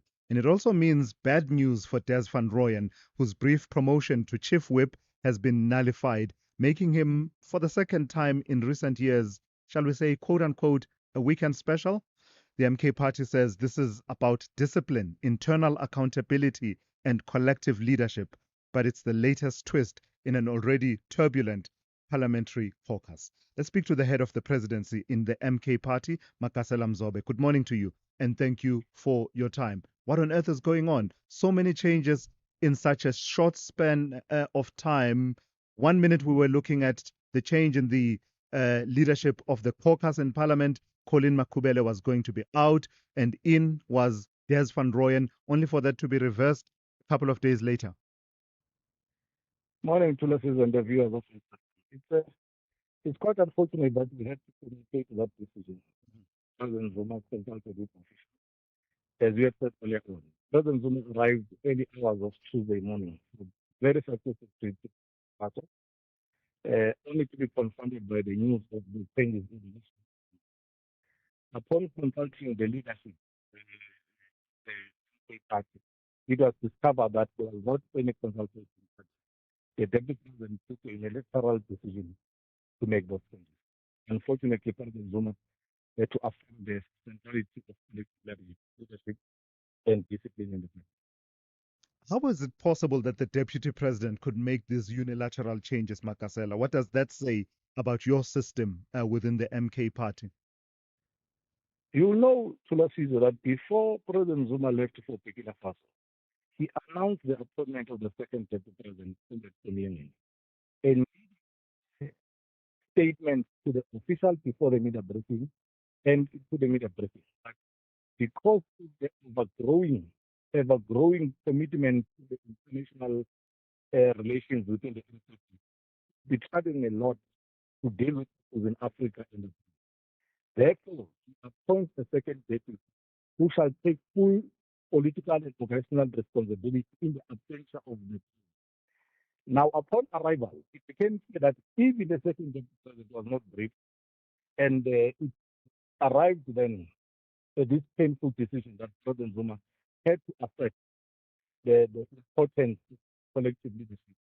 And indeed, we can painfully confirm that there was no broader consultation because all officials confirmed that they were not taken into confidence about this. It feels, though, Makasela, as if you need to say a bit more because Dr. John Hlophe is not a novice, is not someone who's coming off the streets without the wherewithal and understanding of processes and how processes work. I'm just wondering how it was even possible for him to purport to take such consequential decisions, and you are now telling us that all of that happened without any consultation. There must have been something that happened that made him believe he had that authority, no? And that's exactly why President Zuma had to take this painful and drastic decision because he was totally perplexed how it was possible for such a decision of this magnitude to be taken without a broader consultation within the organization. And most importantly, without even the second deputy president knowing about this decision in the absence of the party. Now, if you are not involved in the process, you might think there is the reality of the matter is that President Zuma only got to learn about these changes in South Africa. And I was the one who called him that I'm confronted by this reality. Where he briefed, because I don't remember giving a call of our team when we went to brief. He said he did not know. I called all officials to say that some of them had consulted collectively to arrive at this decision. And President Zuma convened a meeting, not taking the current decision, convened a meeting to ascertain the facts. He collectively with the leadership arrived at this very painful decision that we had committed. So what is the status of Dr. John Hlophe as we speak this morning? You've communicated the suspension and what it means. Just explain a bit more, but also I'm keen to hear from you, Makasela. Has he sent you a message in which he asks for the president of the party to terminate his membership instead of, him being suspended? You know, Thulas, is one of the very painful responsibilities I have to do in this case is to communicate to everyone affected by this disease, which includes himself, Comrade Deputy President Hlophe, about this disease. Now, after that, there's no message that got from him, other than the fact that I called to communicate that this decision has been taken, and will be releasing a statement so that you are not shocked to hear the things in the media. That's where it ended. I saw what you saw, which thought to be a WhatsApp message in a group. I did not receive text from the deputy president. So his state has remained a member of the Federation and the parliament. We have not heard from him in the direction of resigning or whatever. My goodness, Makasela, the implications for one Des van Rooyen, right? I've heard a lot of commentary that says, poor Des van Rooyen, it hits him once again, this tag of Weekend Special. Was there any consideration of the implications and perhaps saying, the egg has been scrambled, it can't be unscrambled, and perhaps let's live with the consequences, not happy consequences, but perhaps let's make the best out of it just for his dignity? Because right now, you will agree that it just casts him in a really bad light. Thulasizwe, despite being comrades, we're also human beings, husbands and wives. No one in the party can celebrate what has happened to the president, to the comrades. But Zuma responded with the reality of taking the organization. We are approaching local government elections. If things are looking like this, you can imagine the chaos we're going to have in the next government election. That can only must decide about who becomes the speaker, who becomes the mayor, who becomes president. It's the most cool, if not one of the most painful decisions President Zuma had to take in the state. These are human beings that are involved beyond just being comrades and leaders. Lastly, so we really Makasa, feel sorry for Comrade Stefan Ryan, but as a kid of the movement, you will understand that the profession is something that we disappointed to see in that activity. Lastly, Makasela, a message that I think captures the sentiment of many people, and you'll be well aware of it. Someone here, Parlane Turflop, says, this party is not going anywhere. It really shows that the party is being owned by Zuma family. Personally, it's going nowhere at this party. And just to add to that, the context for that, of course, is all of these changes, right? The musical chairs, the position of Chief Whip, for example, has changed quite a number of times since you entered Parliament. General Secretary is another one, and that is an example of all of this. We've seen the departure of people like Floyd Shivambu, new people coming in and people going out. What do you say to people who say this doesn't augur well for stability and establishing a reputation for yourselves as a party, as a credible alternative? It's a very painful sentiment that you can't downplay. But the truth of the matter is that President Zuma has just arrived from Burkina Faso. None plan that he should be going through this thing. But what must the president do when he leadership says, don't know about this decision? And he started down President Zuma a few months ago. Mr. President, let's build a culture of selective leadership. And no longer take decisions on your own without consulting. President Zuma, when appointing the Secretary General Committee, had stated that the leadership is set down within him. It can no longer just take decisions without consultation. Now, he learned from Burkina Faso. His deputy president has done exactly. He's confronted by his leadership, but this is what my find ourselves in. Not only his office, but the collective leadership of the organization had to be taken into consideration. All right. It's painful. We hope that all of us, all structures will learn from this. And from now on, we'll conduct ourselves much more differently. All right, let's leave it there for this morning. Thank you for your time. Makasela Mzobe is head of the presidency at the MK Party. This is SAFM Sport with Zai Khan. Very good morning. Let's kick off with the Orlando Pirates climbing to second on the Betway Premiership table after a 3-1 win over Golden Arrows in Umlazi. Here's their coach, Abdusalam Wadu. And we scored early, but in the same time, it was very important for me to not to let this team playing, because they have a fantastic coach. Let's say it, good team, and it's a team. If you let them play, they can put you in trouble. So the target was to not to let them breathe, and I think it's top for us. We keep the dynamic. So now it's a fantastic. I'm very happy. Mamelodi Sundowns remain top after a hard-fought 1-0 win over TS Galaxy, courtesy of substitute Arthur Sales, while Siwelele piled on Stellenbosch's misery with another defeat that leaves Steve Barker's side rooted to the bottom of the table. Champions League action, Chelsea's 2-2 draw with Karabakh dents their hopes of automatic Champions League qualification, while Manchester City and Newcastle both recorded comfortable wins to move into the top 8.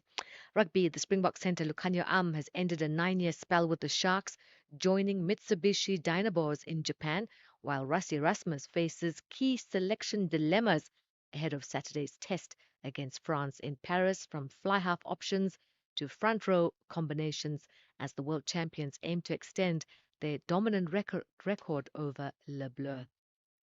And finally, cricket, the legendary Proteas all-rounder Marizanne Kapp admitted to being bitterly disappointed at not returning home with the World Cup trophy, despite having played the best tournament of her life. The team landed back in the country from India, where they lost in the tournament final to the hosts just 48 hours prior.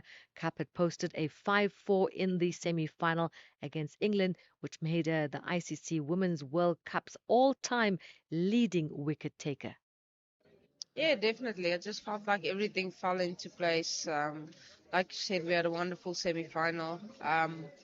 But that's cricket, eh? Moved to a different ground. It was a lot flatter. Not much in it for us as bowlers. So it almost like took you out of the game a little bit. So we knew it was going to come down to whoever probably bats the best on the day. But no, again, just disappointed. Like you said, I feel like there was so many things that fell into place. I mean, that semi-final we played against England. Yeah, just very disappointed.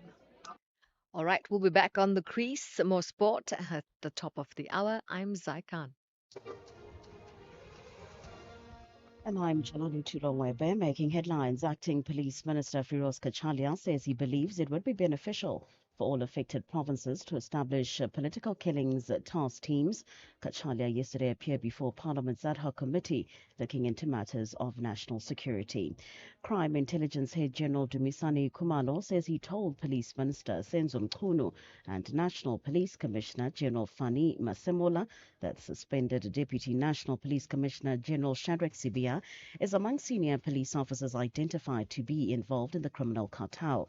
And Justice Minister Mamoloko Kubai has confirmed receipt of the official extradition order from the Kingdom of Eswatini for Siabonga and Malusi Ndimande.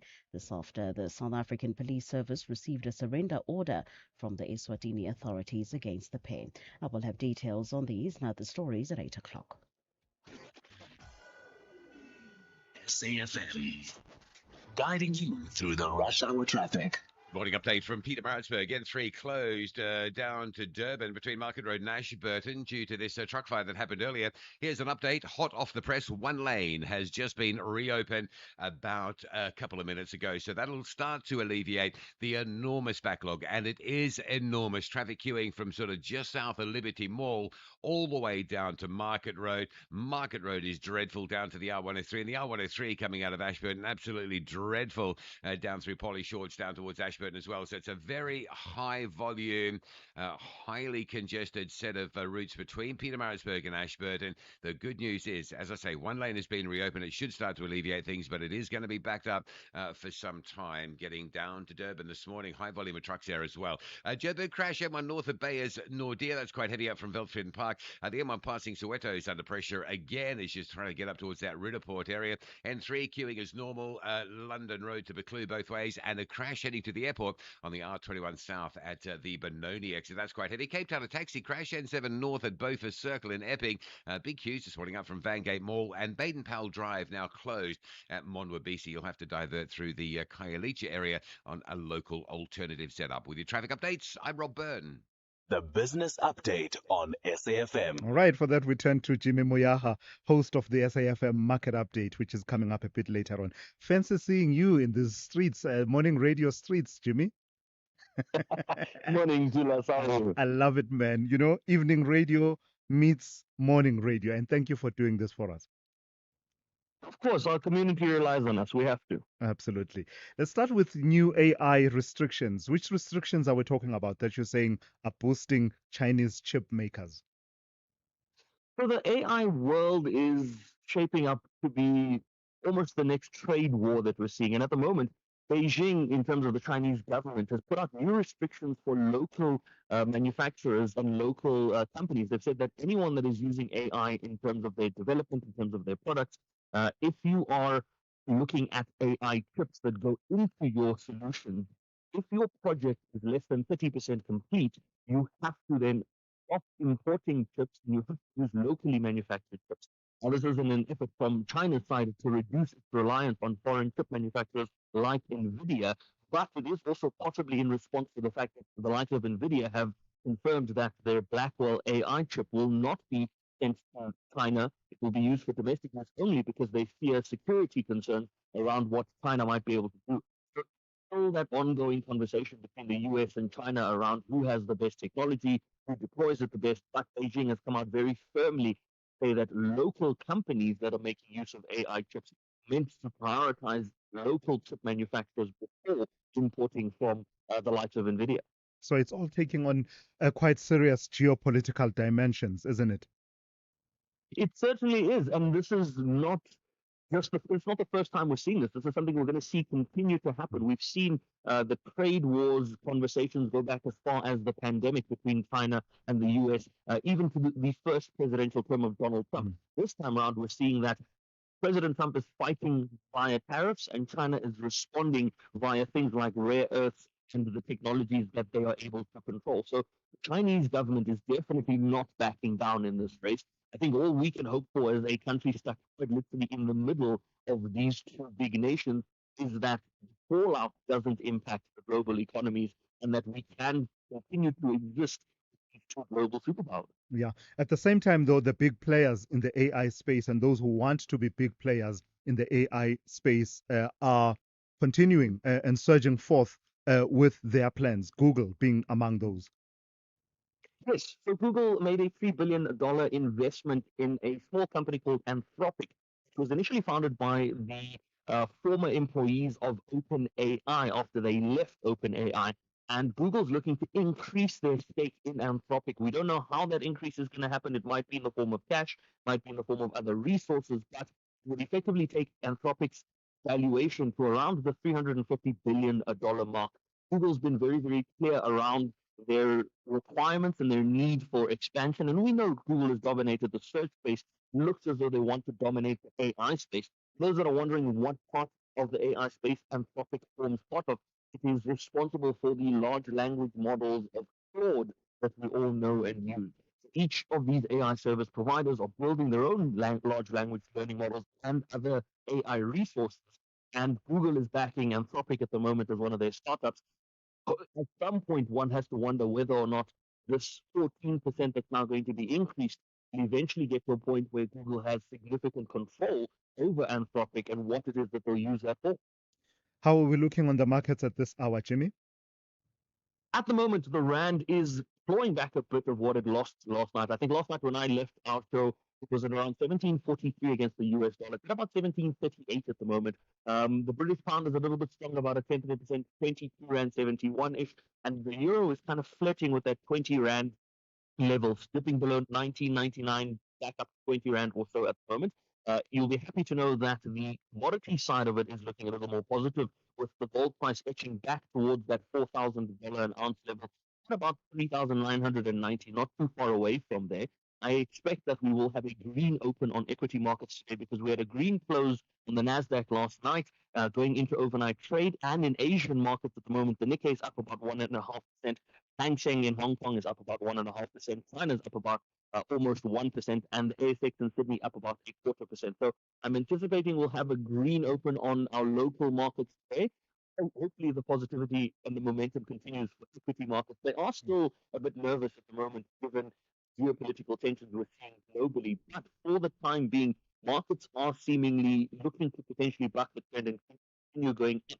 One market that is a bit down is the price of the Bitcoin at about $104,000 a coin, which is way from the all-time highs. But with the weaker rand, it still puts it around the 1.8 million rand mark. So interesting to see what's happening in the world of crypto. But equity markets at the moment are looking positive, currencies are looking positive, and commodities. All right, Jimmy, thank you for that. We'll touch base with you one more time just after 8:30. That's Jimmy Moyaha, host of the SAFM Market Update here on SAFM. The National Pulse, weekdays 3 to 6 p.m. Paul Biya has secured his 8th term in office. He's the world's oldest president. He's been declared the winner of the Cameroon presidential election. I have told you and I continue to tell you, this is a guy in Cameroon who has ruled it 93 years. He doesn't speak. He can't speak. He is completely out of his mind. He doesn't know where he is. All the leaders in Cameroon, the president of the Senate is 93. The president of the parliament is 89. Another one is 82. Another one is 91. Oh, the army general, the police commander is 93. Look, I am not against age. Dr. David Matsanga, the International Relations and Conflict Resolution. Ashraf Gada on SAF. If we have rights, shouldn't we also have opinions? SAFM, leading the conversations that move us. Call Thulasizwe now, 086 000 2032. It's a full buffet of the conversation once again this morning. A variety of topics that you are bringing onto the agenda. I see someone wants to talk about the alleged killers of the rapper Keenan Forbes, aka, but also lots of you responding to the MK Party movements and the situation that is happening with the MK Party, corruption in the SAPS also in the mix there. So let me start with these ones that have to do with the MK Party and the changes that are being rung in the leadership of that party in Parliament. Good morning, Thulasizwe. I think we need to check the mental health of Trump. Seriously, the guy has got a mental problem. Because South Africa this, South Africa that, and they think he seems as if you want to be the referee of the whole world. And now what is happening inside the MKP is a disaster, seriously. But we know Joe Zuma used to reshuffle his cabinet in the middle of the night. Every now and then, reach you to know that. That's the actor from Provision. Thank you. Good morning, Thulas and your team. You know, Thulas, what is happening in the MKP is proof that the party is disorganized and it has no direction. Thank you. Thulas, also tell Mzobe himself he must polish his CV. It's only a matter of time before they check him out as well. You know, he must just polish his CV, this guy. He's also going soon. How do you know that? Morning, Thulasizwe and SAFM listeners. Well, I believe Judge Sope, same WhatsApp group with Mtunu, taking decisions without any consultation. Same WhatsApp group. Anyway, the MK don't play like that. They just fire. Yeah. If you're longer than 6 months at the MK, you're very lucky. Thanks. It's Robert from KZN in Motu. All right. Thank you for that. That comment earlier on about US President Donald Trump and just an obsession with South Africa. I don't know if it's still an obsession. There was a point where the country, South Africa, was at the tip of his tongue almost every other day. There does seem to have something that has shifted following those various engagements, including that trip to Washington. I've been saying, and in fact, observers, let me not foreground myself, okay? Let me pull back. Observers have been saying that, for instance, at some point we didn't believe that the US would even participate at all in the upcoming G20. It's very clear that he is not coming. But, you know, they've said that J.D. Vance, the Vice President of the United States, will be participating.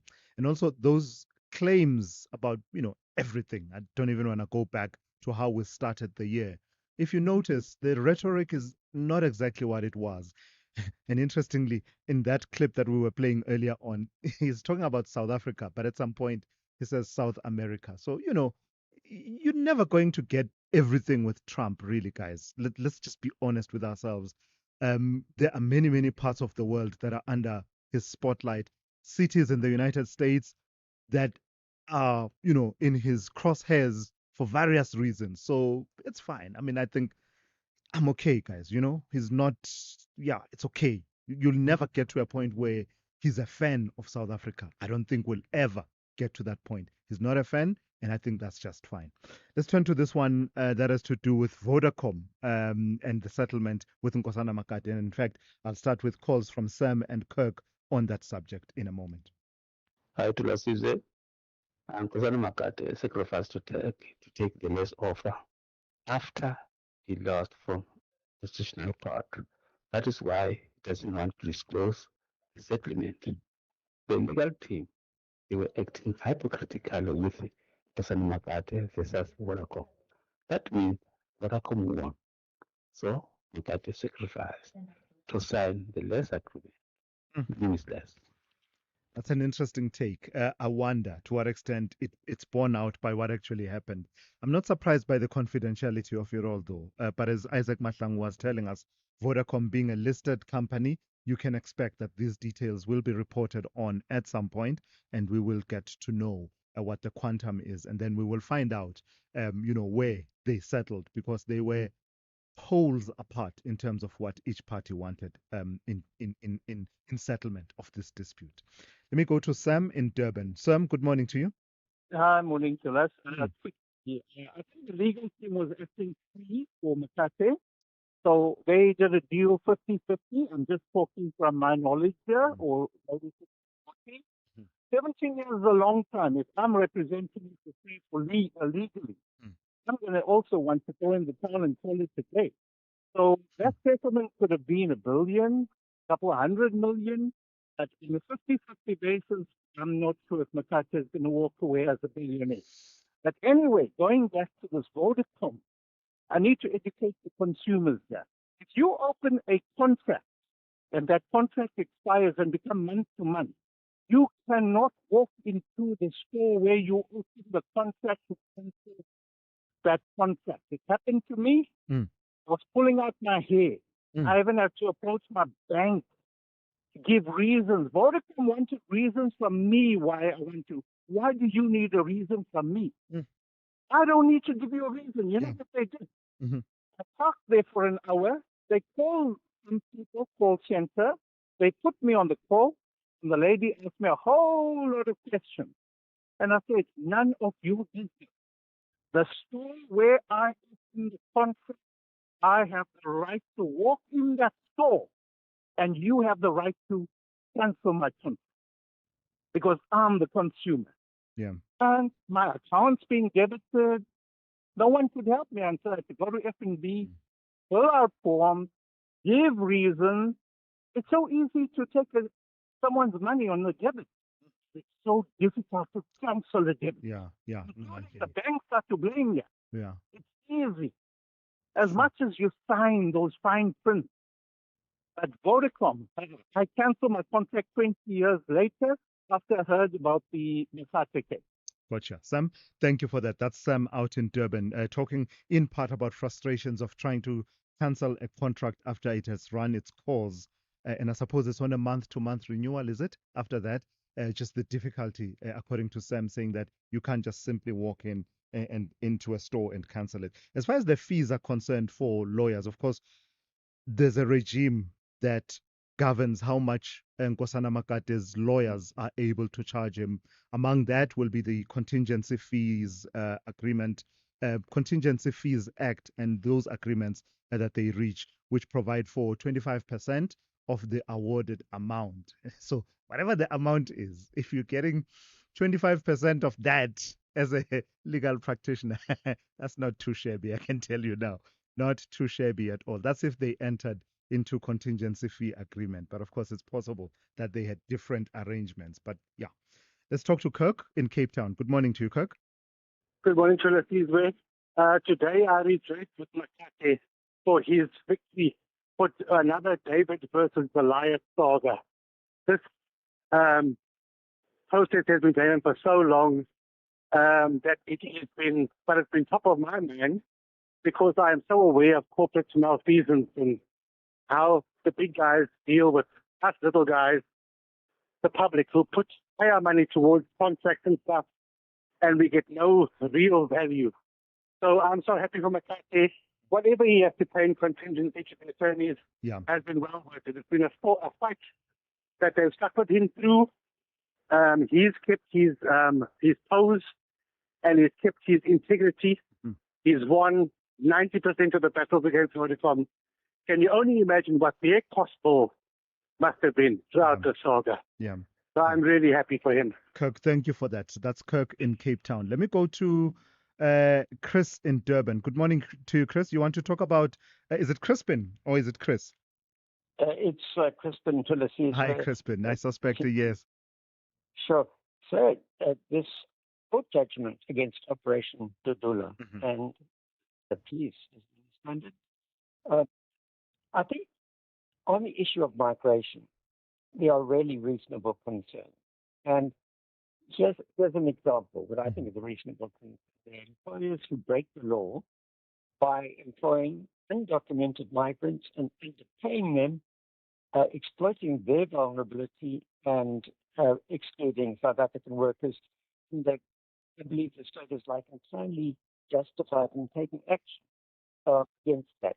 And it's intolerable that there's action that probably find about. Mhm. You know, people constantly what a complex issue migrancy is. For example, lots and lots of South Africans go and work overseas. And when they're working overseas, we do not want not ever once, any kind of hostility or xenophobia against them. It plays a critical role, for example, in the UK national health system. So we should be treating people who are here, migrants here, wherever they come, with some degree of concern and respect, because that is our fundamental value.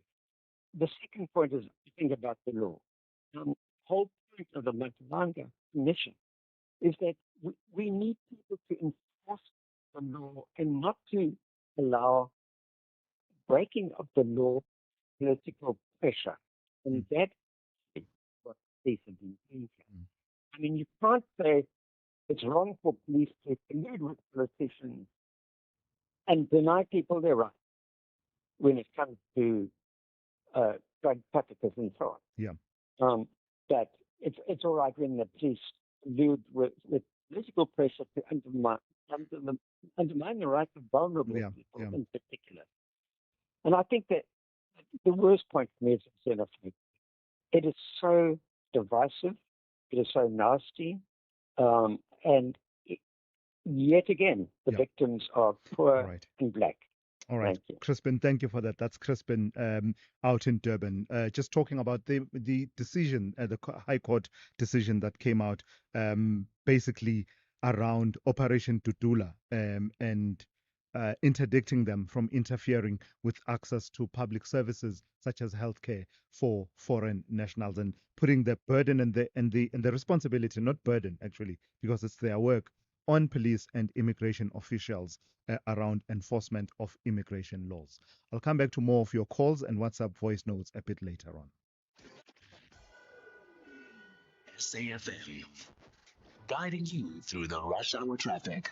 Good morning. Latest on the N3 is there is some movement, but it's very, very heavy. I've actually described it on a social media tweet as a severe backlog. It really is one of the worst we've had for some time. Thursday brings with it high truck volumes anyway, probably the busiest, highest volume day of the week down to Durban pre-weekend. And at this stage, you've got all that high volume of truck plus the normal commuting traffic caught in a massive, massive queue. So it all stems from this truck fire earlier after Market Road. They've managed to open one lane to get you past the scene, and all that traffic that was backed up is moving, but moving off very slowly. It's a sort of really slow concertina effect backwards. So from Liberty Mall, get that, from Liberty Mall, it is thick and it is heavy across all lanes, all the way down to that vehicle fire incident just past Market Road. Obviously, a lot of pressure as well on the R103. That's really buckling between Pietermaritzburg and Polly Shorts, with diverting traffic earlier there as well. It's the big story this morning, so some movement, but it's still a good idea to postpone your travel out of Pietermaritzburg or through Pietermaritzburg to Durban this morning. Other issues across in Joburg, crash on the R21 at the Benoni exit is heavy as you line up towards the airport. Crash on the other side of town, M1 North at Malabongwe Drive, causing some delays. N17, jam-packing both ways, either out to Brakpan or inbound towards Wadeville into the construction zones. And of course, the N3 north at Buccleuch south into London is as heavy as it gets as the roadworks continue there as well. Cape Town Baden-Powell Drive fully closed at Monwabisi. You will be diverted in some reasonably slow go traffic through that area. If you're looking for alternative routes away from the bottom of Khayelitsha and want to go sort of main route, Spine Road off the N2 to Jeff Decay, Masemola, and Muway off the N2 down to Govan and Becky, and Swartklip Road at Govan and Becky, all of those routes heavily backed up this morning. A combination of roadworks and some diverting pressures from Baden-Powell Drive. Rob Byrne, SAFM Traffic. There's a song that goes, "Money can't buy me love." And that's true. But then they told us all you need is love, which anybody with a mortgage will tell you most certainly is not true. Love won't pay your parking tickets or your student loan. It's also needy. It requires effort, availability, constant care. But more importantly, love requires time. And while money can't buy you love, it can certainly free up some of your time. Time to spend on the things you love, with the people you love. And if you're looking, maybe even time to find the one you love. That's why, after 50 years of investing, we've learned that time is the greatest gift of all. And the good news is, if you invest early, time gives you money. And then money gives you more time to do the things you love. And don't you love that about investing? Ellen Gray, long-term investing. Ellen Gray is an authorized FSP. Thulasizwe Simelane on SAFM. So the acting police minister, Firoz Kachalia, has appeared before Parliament's ad hoc committee investigating criminal infiltration, political interference, and corruption in the SAPS. He appeared to be wanting to steer clear of directly criticizing his predecessor, Senzo Mchunu's decision to disband the political killings task team. But Kachalia did say that a decision of that magnitude should be taken with great circumspection as well as after consultation. Let's get it directly from Bulelani Philip, SABC News reporter, who's been monitoring that. Good morning to you, Bulelani. Thank you for your time. So he's a bit of interesting witness, is Firoz Kachalia, in that he wasn't present at the time, at the times that are relevant. He was in academia. So tell me about how his testimony fits in with everything we've heard. Was it largely academic in its approach? Good morning to us. So, because his testimony, you'll recall that he's a law professor. It is much of the field of national anti-corruption council point then. Now, for you, he was not there right, to inspect this country. What you wanted to get from him, what it is when you are going there, think stuff. International who had a back and forth with him because he was threatening this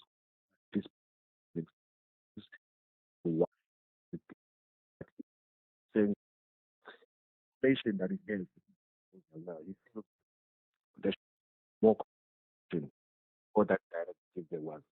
And this problem this scope is going to particularly the justice local because political things is not just and other maybe because we have to forward and to all the investigations. In order for him to get reality of the effect of the regime. Now, the testimony, some of the testimony in the era in that minister that the things been way up was originally instruction of the president, then ministerial committee was also appointed for the office. And Bulelani, he had some interesting comments about the media briefing by Lieutenant General Nhlanhla Mkhwanazi on the 6th of July that are important to report in as holistic an approach as possible, aren't they? Because, there's risk in taking a part of it. But actually, he said more than just saying he was concerned when he saw him on TV clad in that uniform. Start there and then put the whole comment into context, please. Okay, Tulas, I think in his opening statement, he said that he was concerned when close press by Pana, given gear that was worn then, as well as the gear by him. Same time, saying that in the context that those kinds of really will having an that into that. So that's the part is at the same time he's saying that the comments that made or the issue they were that he also made in Islam. And he was saying that in the end, all of those allegations are actually proven to be true. Then Mkonazi must be protected, but he must as a and corrupt. All right, thank you for that. Bulelani Philip, SABC News reporter who's been watching that ad hoc committee out in Parliament. Brings us to 8 a.m. Let's go to the news with Jolani Tulongwepe. Outsurance is in the business of saving you money on your car insurance premium. If they can't, ask for 500 Rand. SMS out to 30754. That's out to 30754.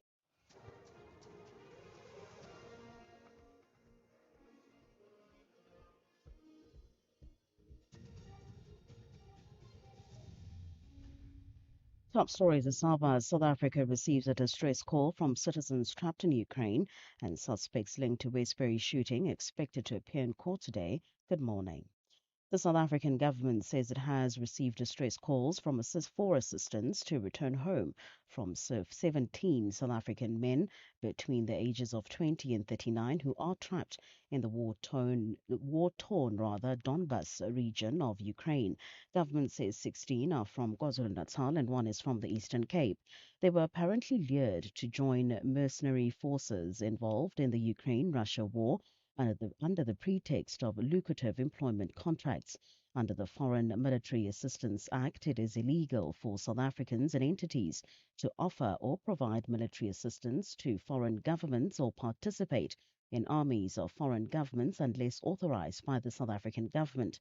President Cyril Ramaphosa has ordered an investigation into the circumstances that led to the recruitment of the men into these seemingly mercenary activities. Acting Police Minister Firoz Kachalia says he believes it would be beneficial for all affected provinces to establish political killings task teams. Kachalia yesterday appeared before Parliament's ad hoc committee looking into matters of national security. During his testimony before the committee, Police Minister Senzo Mchunu, who has been placed on special leave, gave MPs one of the reasons why he gave a directive to disband the PKTT. Mchunu said he felt it was unfair that so much resources were dedicated to KwaZulu-Natal when other provinces have higher murder rates.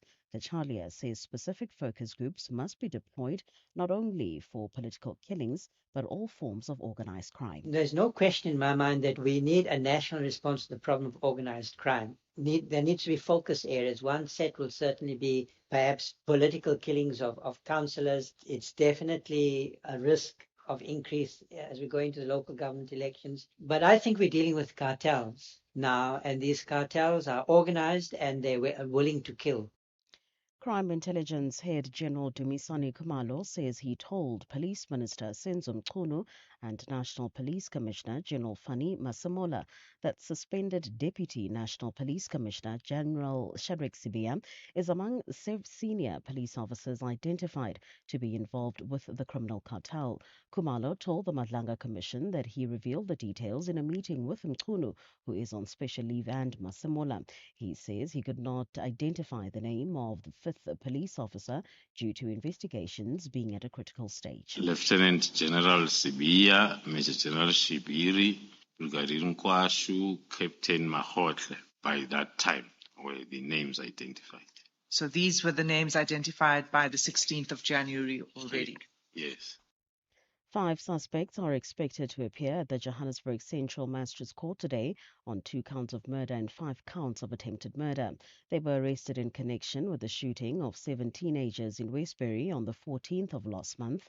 Thabiso Hadebe reports. Police swiftly arrested 2 suspects following the incident. 3 additional suspects were arrested this week, their ages ranging from 17 and 20. All 5 suspects will be appearing for a formal bail application. Police are expected to add more charges against the suspect, including possession of illegal firearm and ammunition.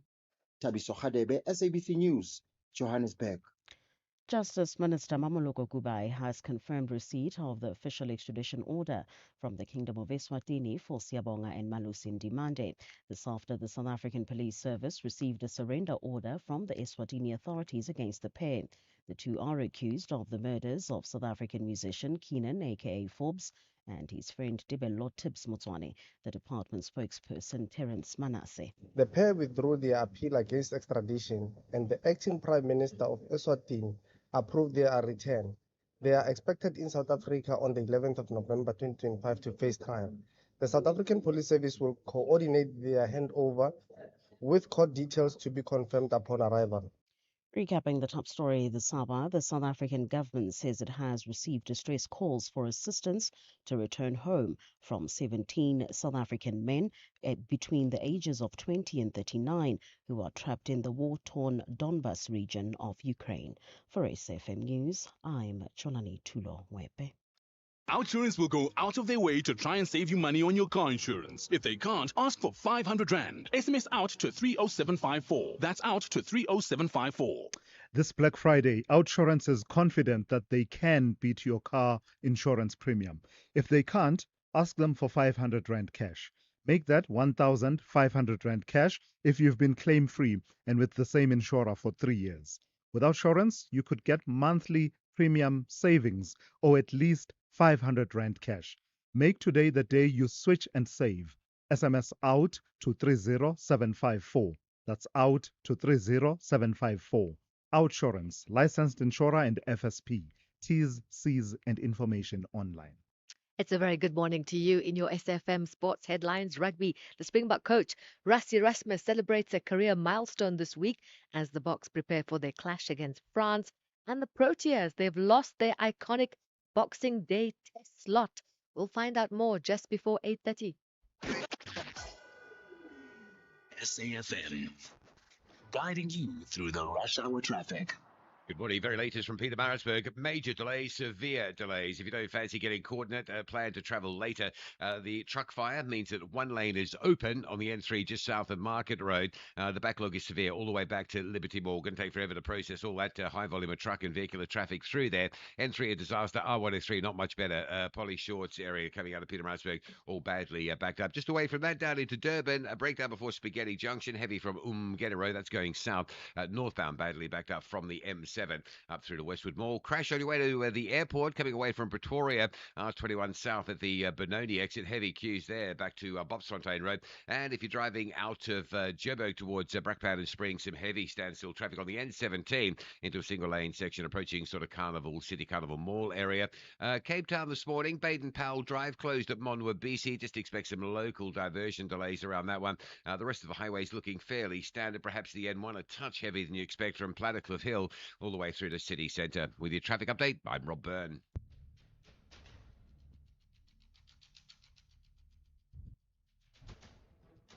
The Morning Brief with Thulasizwe Simelane. Weekdays, Monday to Friday, 6 to 9 a.m. The Morning Brief with Thulasizwe Simelane. Weekdays, Monday to Friday, 6 to 9 a.m. 8 minutes after 8, welcome to it, the third hour of the morning brief here on SAFM. We are on 104 to 107.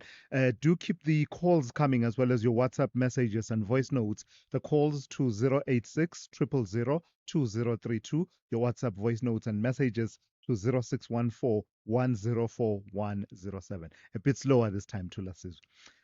086 000 2032. That's where you can reach me and we can have a conversation. 0614 104 107 is where you send your WhatsApp messages as well as your voice notes. In the next few minutes, I'll be in conversation with Lerato Campi Sissoko, who is commercial head for beauty at Woolworths. We're talking about an interesting phenomenon that they've been observing about preference for brands, international brands versus local brands, what the implications are of the growth of some of these brands across the spectrum of consumer goods, from vehicles to beauty products and everything in between. We'll be talking about that with Lerato in just a moment. In fact, I think we can go straight to that conversation. I will then take your calls and your WhatsApp messages immediately after that. South Africa has always been a cultural melting pot, a country that blends global influences with a uniquely local identity.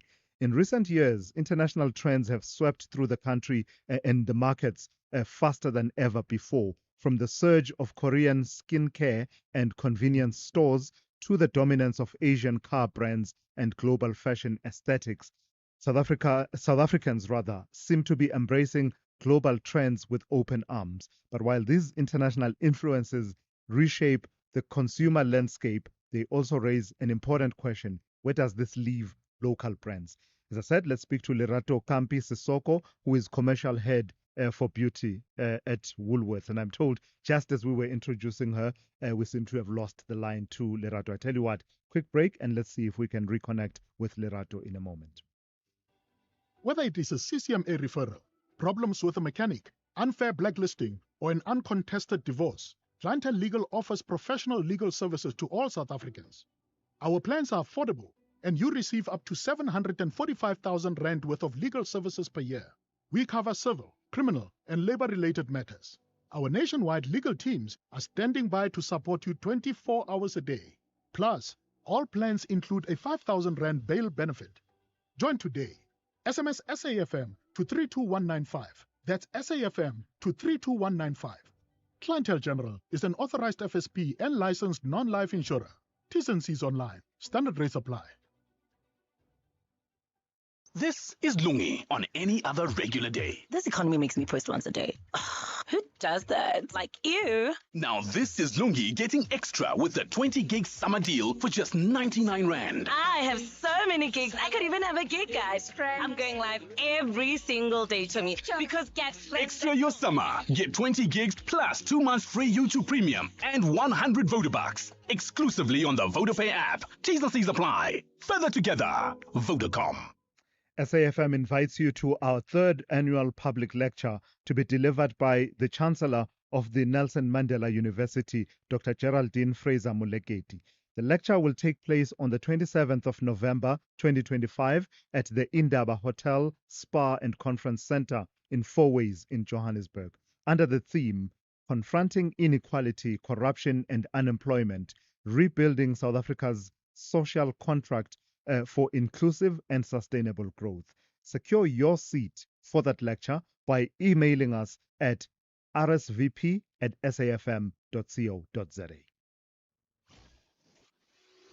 SAFM. Prime time all day long. All right, let's go to that conversation with Lerato Kampi Sisoko, who is the commercial head for beauty at Woolworths. Good morning to you. We lost you just as I was about to start the conversation with you, but just create a picture for us of the consumer preference universe in South Africa in relation to global brands and local brands. How does that stack up at the moment with all the trends that we are seeing globally and the ease with which people are able to access international brands? Good morning, Thulasizwe. Apologies. It really is an exciting time right now. As you know, the world has become incredibly connected. Beauty trends no longer take months and years. Through social media, they see the things that the people are doing right here in South Africa. So as a retailer in this is really important to be able to get out the trends that they see out there right here in South Africa. But of course, we always need to make our very needs, our African things, our skin tones, but also bringing international and totally. And in terms of in the beauty space, what are some of the trends that you are observing? You won't believe I actually am aware of some of your beauty products, including, I think it's pronounced Lelive by Amanda Dupont. Yes. And a lot of people think it's Lelive. Is it Lelive? It's stack that up against, yes, Lelive. Stack that against what you're seeing with international trends, because that's an interesting space, is it not, the buyer universe of beauty products in this country? Absolutely. I'm glad you are aware. So Lelive is a local brand, a very local brand that we have in our stores. And it really around the new A beauty. So everybody knows about K beauty, Korean beauty, but A beauty is really on the rise. So brands like Louis are really embracing the authenticity of ingredients, right? And that for me right now is such a beautiful space. It's not only brands, there's brands like Cool that has been in the industry and has been African brands for many years, brands like Kiri, brands like Mazi, also African brands that are using homegrown ingredients like rooibos, shea butter, moringa. I mean, traditional ingredients that we have used in Africa for, hundreds of years are now coming back into the and being used in efficacy, um, possibly, right? So that for me is an amazing thing. A on the rise, the rise is but they actually both kind of like wellness driven. Have you heard of it?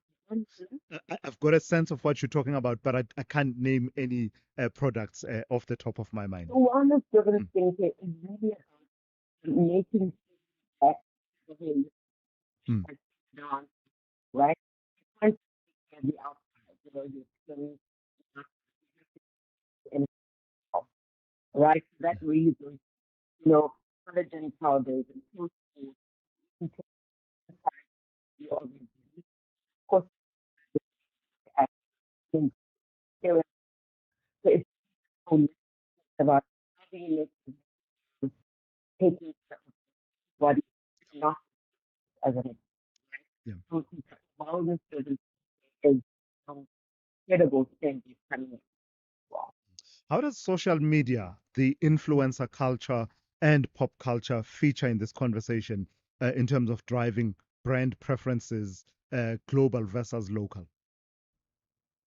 That's a very interesting one. I think that social influence needs to be I believe with things that able to take part in things.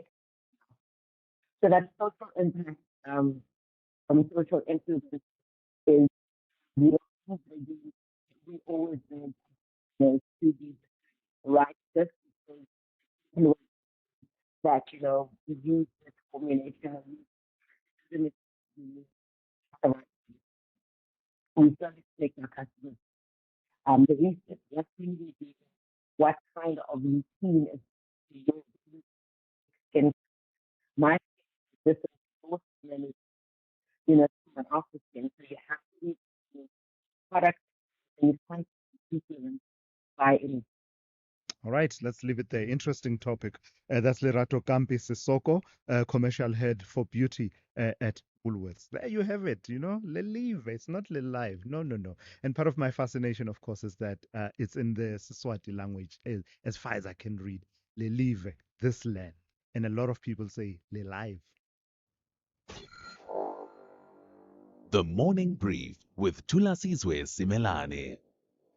All right, a right of reply now for the Western Cape Premier, Alan Winde. That conversation that we brought you earlier on about a report by the Western Cape Police Ombudsperson that has not been released despite being commissioned back in 2022, and a lot of criticism coming through, especially from the Cape Crime Crisis Coalition, 4C, who are criticizing the Premier. The Premier joins us now to respond to that criticism. Premier, good morning and thank you for your time. So why have you not released this report?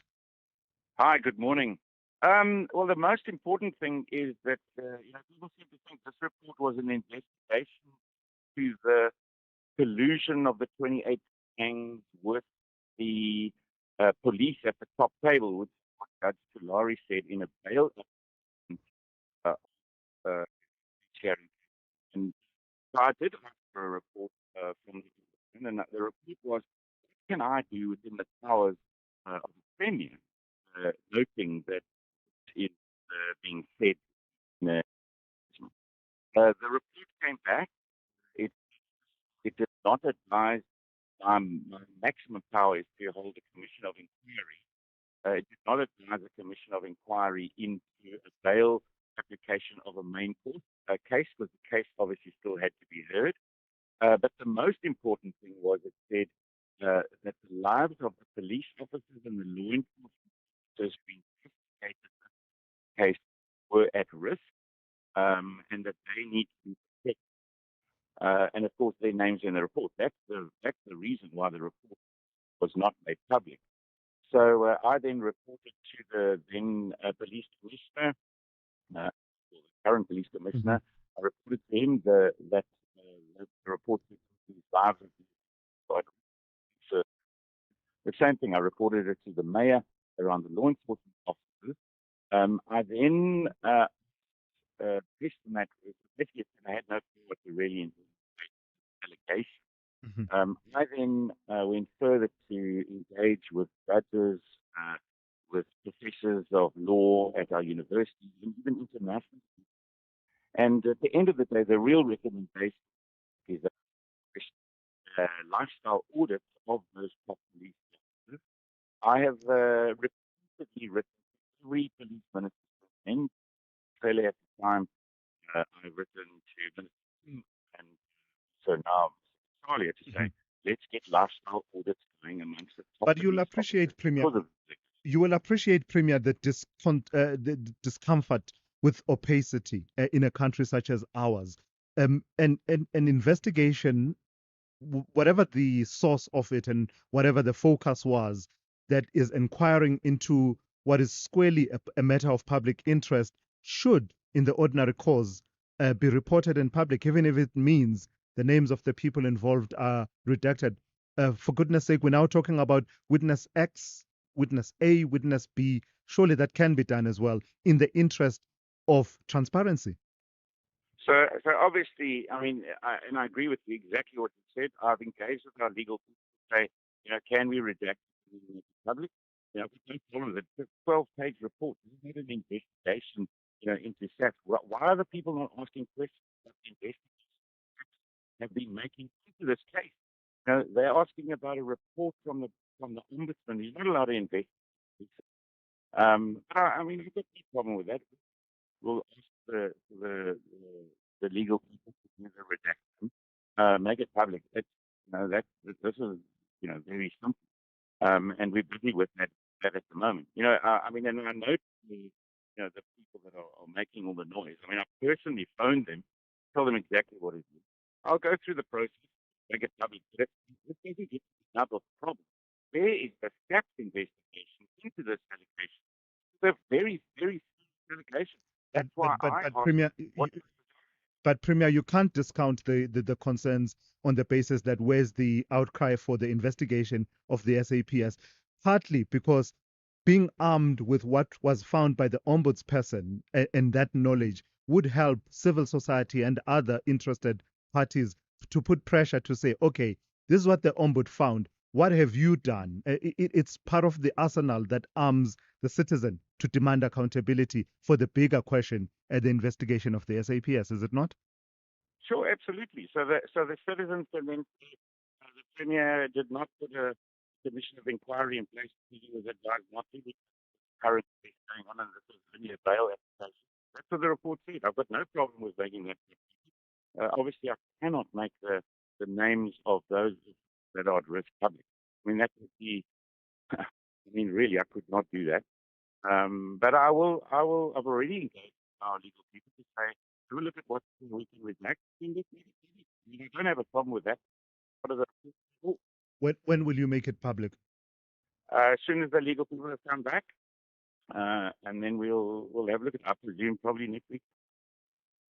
All right. And just lastly, the offer of lifestyle audits, did you consider that to be enough to address the concern around the non-release of this report?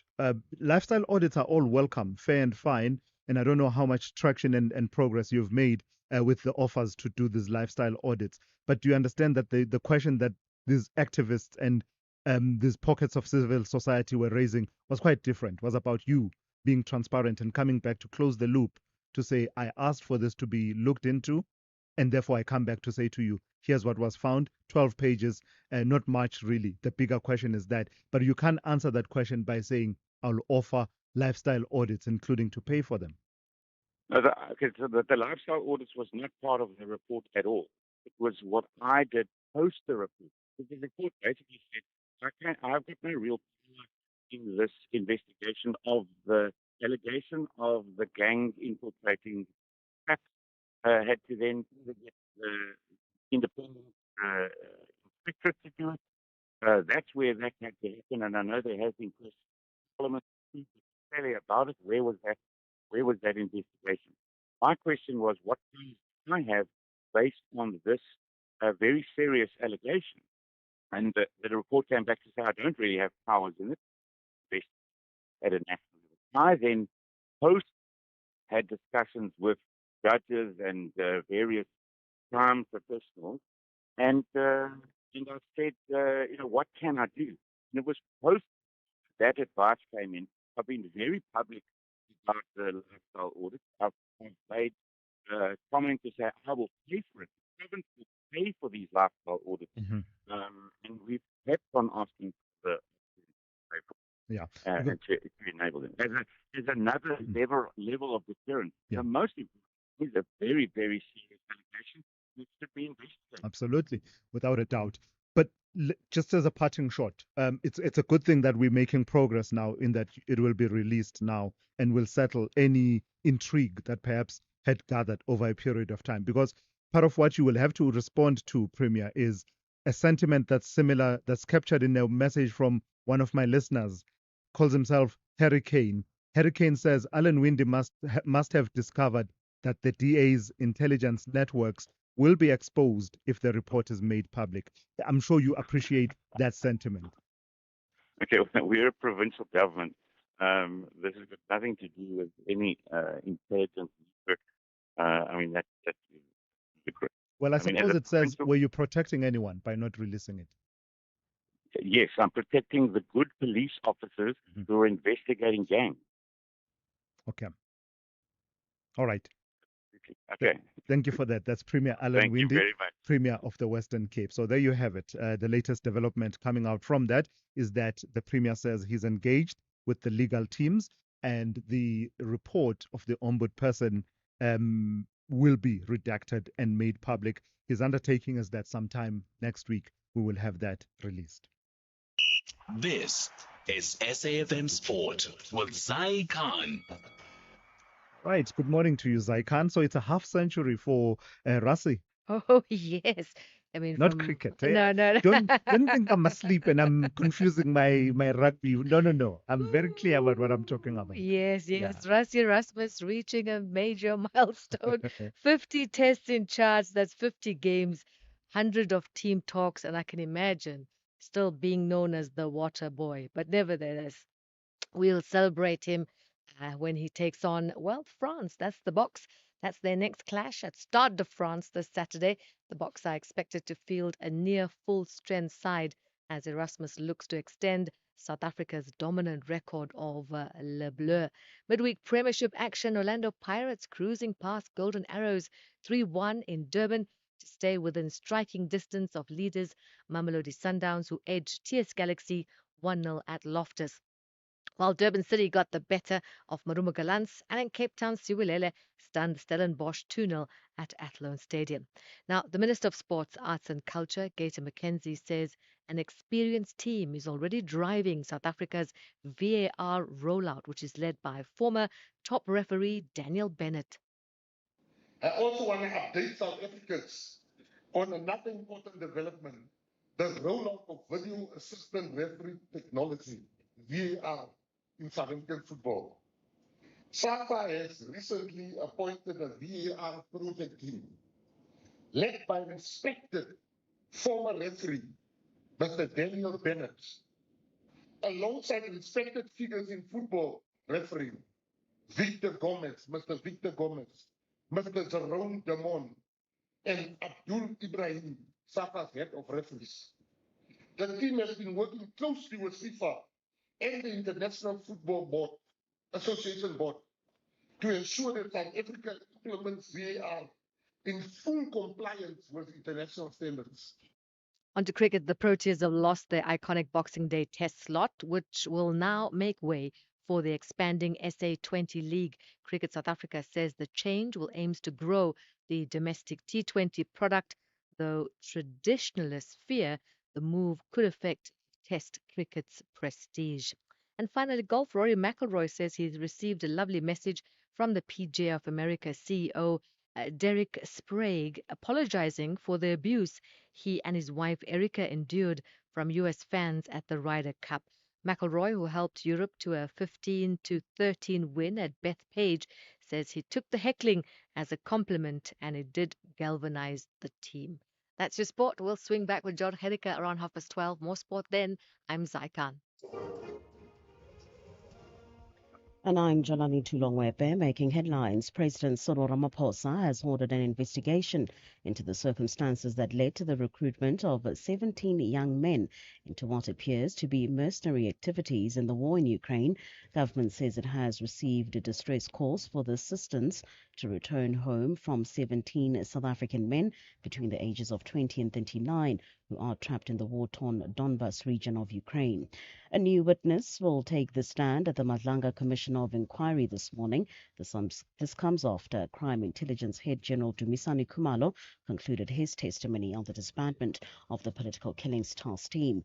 And finally, budget airline Fly Safair and its cabin crew will start a mediation process in a bid to resolve a wage negotiation impasse.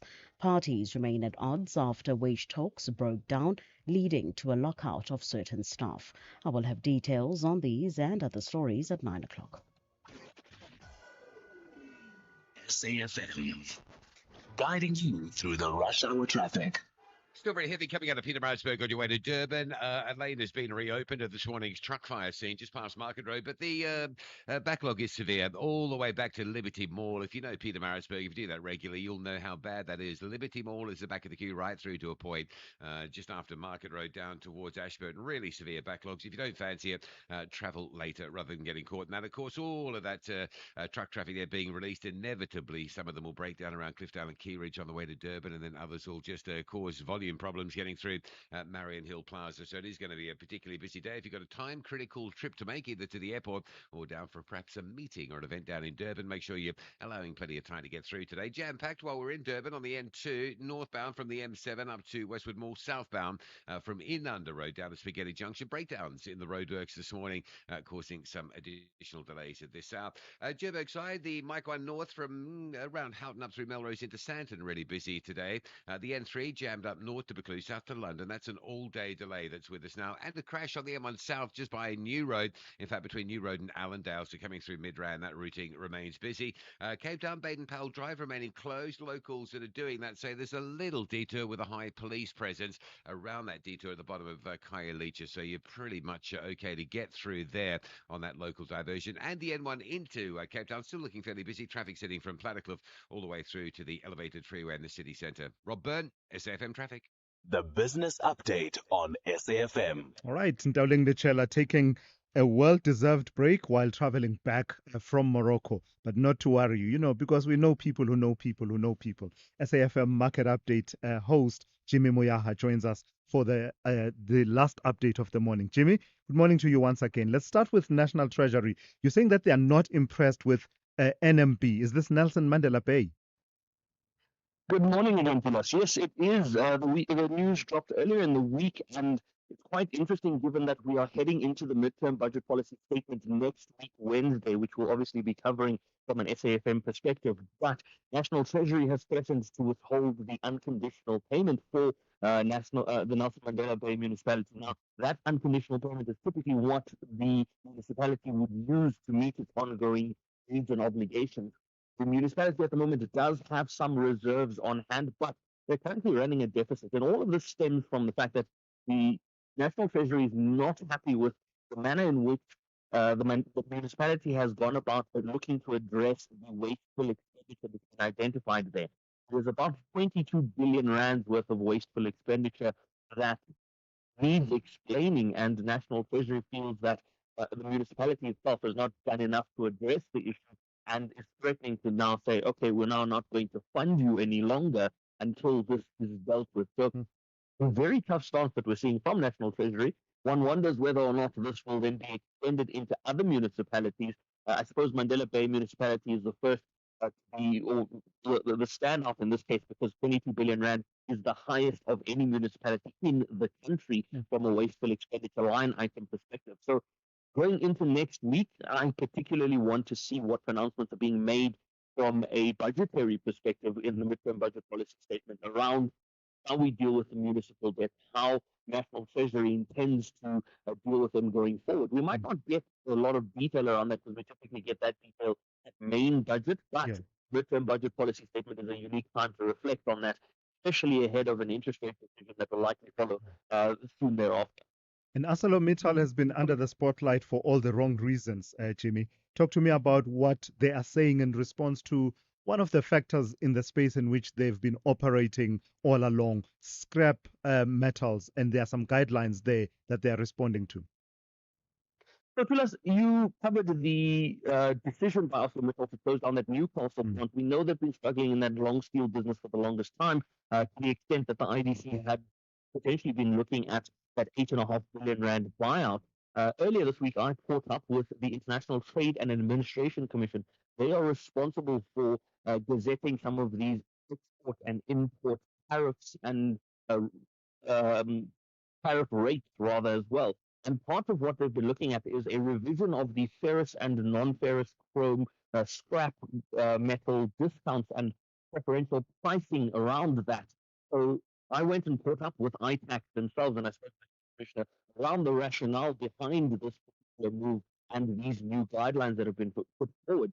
And it seems as though AMSA has responded to not necessarily our conversation, but rather to the guidelines themselves, saying that they could potentially be harmful towards the steel sector locally, and they're not happy with what is being put forward from that perspective. Now, the guidelines are still open to opinion from a public perspective and from an industry perspective, but what has been put forward at the moment, in the conversation we've had with ITAC, is that this is in an effort to protect the local market as well as to ensure that we remain globally competitive for the scrap that is being exported.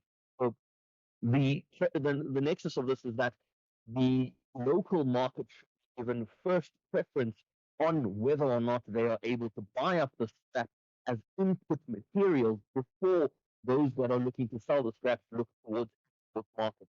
I think the long steel business is a very interesting space. I mean, we spoke about the AI space earlier and how that's shaping up. Long steel and the steel space in South Africa is fundamental towards infrastructure development goals. And as we head into the G20, which is in this month as well, the infrastructure track of the G20 has been very clear around the fact that this is not just a South African problem, but a continental problem. We need to focus on infrastructure. So interesting to see that the steel space continues to struggle at the moment. It seems there is no shortage of supply. Just this week as well, we covered the fact that there is a new steel mill in Nigel that's been opened up, and the market is definitely got the supply it needs, but the demand side of it doesn't seem to be picking up. So interesting take from AMSA's perspective around that side of things in the context of the biggest steel conversation. Yeah, and for the benefit of those who don't know who the ITAC chief commissioner is, one of our former colleagues, the great Ayabonga Tawe, is the chief commissioner at ITAC. Lastly, Jimmy, on the markets, earlier on you were talking about expecting a green start. Say a bit more about that. So if we look at the manner in which markets kind of trade, we trade overnight, and then some of the sentiment kind of bleeds in from US markets into Asian markets, which then bleeds into South African and then European markets. When I had a look earlier, we were about 600 basis points up on the top 40 side of it in terms of out of hours movements. Now, the market officially will open at 9 o'clock, of course, and so the out of hours movements is just what market might be tracking from a sentiment perspective in terms of Asian trade and other market sentiment. That's about 0.5% to almost 0.6% stronger than where the top 40 closed out yesterday. So I am still expecting a green open on the top 40 side of it. I think we'll still see the benefit of those slightly firmer commodity prices. But when crude price, interestingly, is now below $64 a barrel at $63.78. And That's likely to have an ongoing benefit from us from an oil and a petrol price perspective. But if we look at other commodity prices, the strengthening of the likes of the gold counters, the silver pricing, the platinum, and even the palladium will then feed into our local miners. They had a decent day yesterday. They finished in the green. They've been having a bit of choppy movements up one day, down the next, but it is normal when you're trading in all-time high territory and markets are showing signs of retracement. So I expect we'll have a good day today. I'm hoping that the momentum continues throughout the entire day and we finish out in the green. And of course, I'll be back a little later on to report on the market movements of the day. I do hope that the rand strengthens a bit against the US dollar at the moment. I think 17.39, 17.38 is still a lot worse off from where we've seen. Last week we were as low as 17 Rand and 5 cents. So I hope the Rand continues to find strength, but we'll report on these when we come back a little later on. Yeah, absolutely. That's Jimmy Moyaha. Catch him a bit later on the SAFM market update between 6 and 7 this evening here on SAFM 104 to 107. If you think you cannot afford a lawyer, think again. Clientele Legal has made professional legal services affordable. You receive up to 745,000 Rand worth of legal services per year. Our range of plans include cover for you, your spouse, children, and extended family. Plans include cover for civil, criminal, and labor-related matters. Whether it's protection orders, gender-based violence, uncontested divorce, or poor service, your Clientele Legal lawyer will be there to assist you. Our services are convenient. Simply pick up the phone and call your lawyer or send us an email and we'll get back to you. All plans include a bail benefit of up to 5,000 Rand and we'll go to the police station and pay it for you. Plus, Clientele Legal offers you 24-hour telephonic legal advice. SMS SAFM to 32195. That's SAFM to 32195. Clientele General is an authorized FSP and licensed non-life insurer. T's and C's online. Standard rates apply. 48 nations, one dream. The FIFA Under-17 World Cup hits Qatar and Mzansi's Amajimbo's are in the fight. It's game on everywhere. From 3 to 27 November, catch the action live on SABC Plus, SABC Radio, and SABC TV. Download SABC Plus now. Stream, listen, watch. SABC Sport, for the love of the game.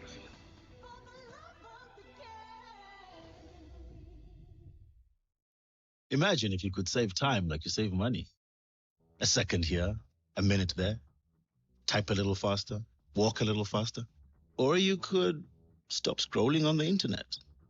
Just think of all the hours you'll save. Now, what if you could take all that time and invest it? Watch it grow. Until eventually, one day, you'd have so much time that you wouldn't know what to do with it all. But unfortunately, time doesn't work like that. It can't be stored or banked. And unlike money, you can't make it back.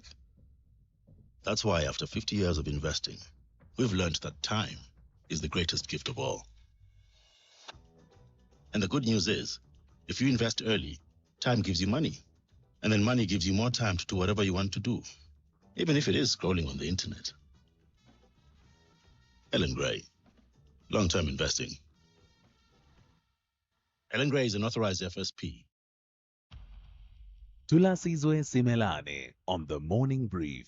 Weekdays, Monday to Friday, 6 to 9 a.m. 17 minutes to 9. There's a warning that a quote-unquote triple tax could be heading for South Africans on medical aids, at least according to Business Tech, who says taxpayers may end up paying income tax, losing medical aid tax credits, and still footing the bill for private health care while the national health insurance is rolled out.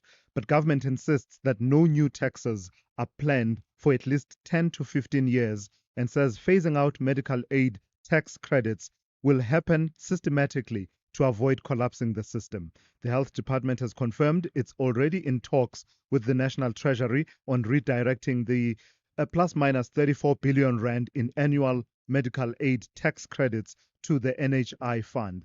Critics say communication around the NHI remains vague and contradictory, with shifting claims about who will lose their credits and how the system will be funded, while supporters argue that the NHI will eventually end double spending and allow the fund to purchase services on behalf of all South Africans So let's talk a bit more about all of this. I am joined now by Tonishan Naidu, who is the CEO of the Health Funders Association of South Africa. Good morning, and thank you for your time. So this concern about triple taxation, is it valid in your view? Is it founded in reality?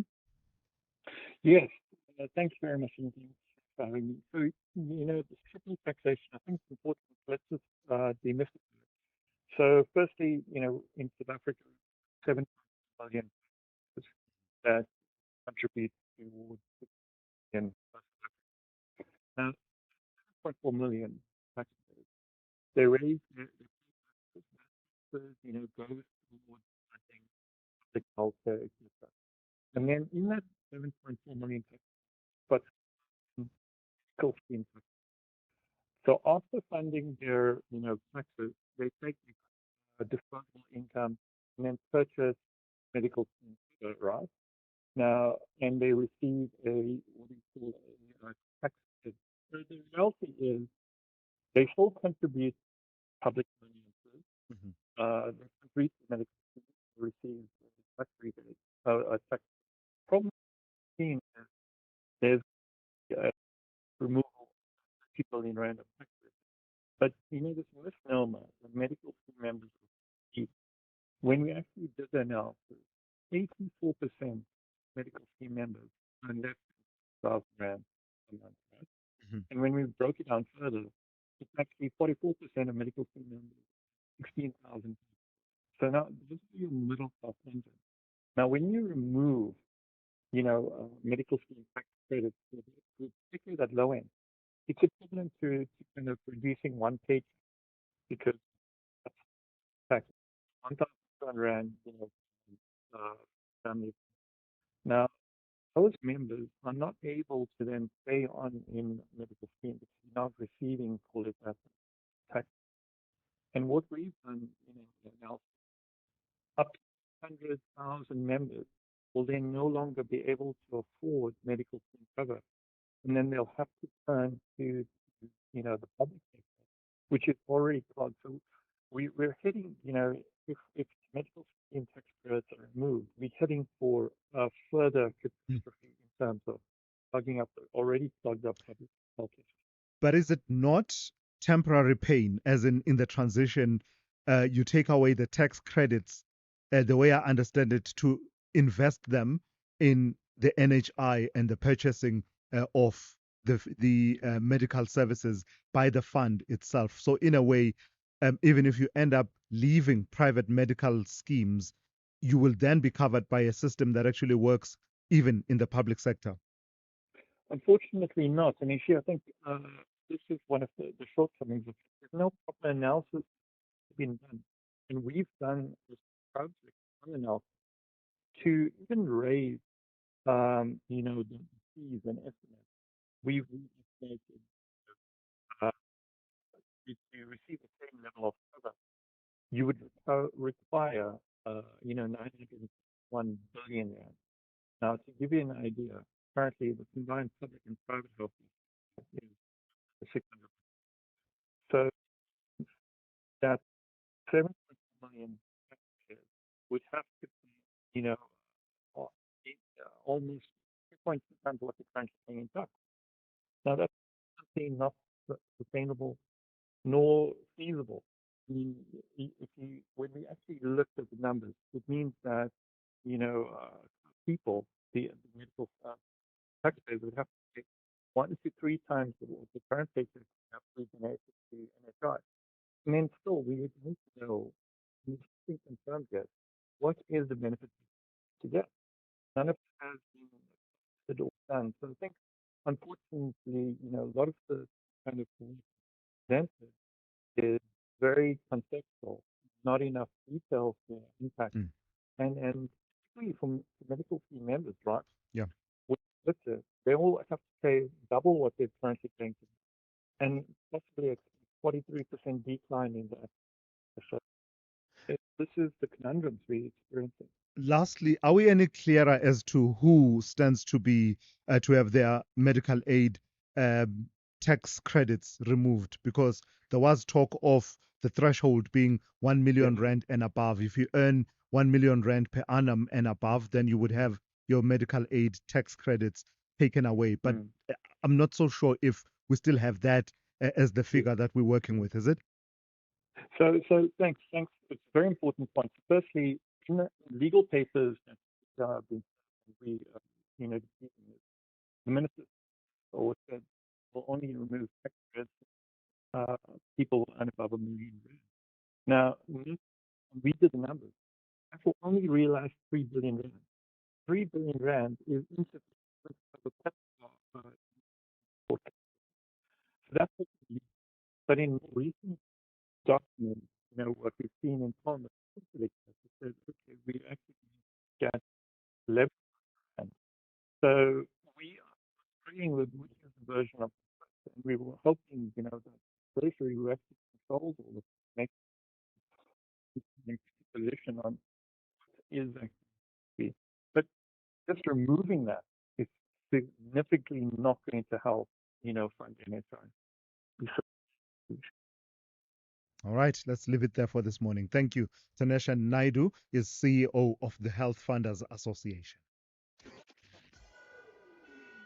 SAFM, guiding you through the rush hour traffic. Get you an update on the N3 coming out of Pietermaritzburg. If you're about to arrive down from Howick or Hilton or wanting to leave Pietermaritzburg on your way to Durban, it is still an extremely severe backlog from Chotamotala, top of Pietermaritzburg bypass, all the way down to this truck fire incident and a single lane section just past Market Road. So still worth postponing your trip down there. Just a heads up, some of those trucks, once they're sort of all released, will probably break down around the construction around Cliffdale and Key Ridge. So you've got that to look forward to. There's already one broken down there, and then just a backlog due to the volume expected for most of the morning around Marion Hill Plaza, which is already queuing. The R103 is busy out of Pietermaritzburg, sort of Market Road area. That's just volume, I guess, of previous diverting volumes during the closure and others that are trying to sneak through and avoid the big backlogs on the N3. Just down into Durban, breakdowns on the N2 north and southbound. Northbound after Spaghetti Junction, southbound before Spaghetti Junction. So still very heavy backlogs there. Midrand, a crash between New Road and Allendale, so still busy this time of day as you come through Midrand towards Joburg. N3 north heavy into Buccleuch, south slow into the London Road. That's going to be like that all day today. 6 p.m. going north, it starts to ease. 7 p.m. southbound, it'll ease up. Cape Town, Baden-Powell Drive, closed at Monwabisi. Quick little detour onto local routes with a high presence of police locally there, so you'll be okay. If you're just worried about where you go into that closure of Baden-Powell, just follow everybody else. And the N1, the heaviest of the highways with queues still this morning from Plattercliff Hill all the way through to City Centre. With your traffic update, I'm Rob Byrne. This season, make Christmas magic together with Spa and super savings. Like 2 kg Sunlight regular hand wash powder for $54.99 plus 150 megs free data on Spa Mobile. Or 175 gram Dettol hygiene soap. Any two for 26 Rand plus 50 megs free data on Spa Mobile. Prices valid 21 October to 9 November 2025. While stocks last. T's and C's apply. Mr. Govender, congrats on the retirement. You just sold your car to We Buy Cars. Tell us about it. Yes, it just gathered dust in the garage, so I exchanged it for cold hard cash. Now my wife and I can enjoy a stress-free retirement. Retiring the car as you retire. Nice. So why We Buy Cars? It was so quick. They came over to our house to do the evaluation, and we sold it the same day. Tops, man.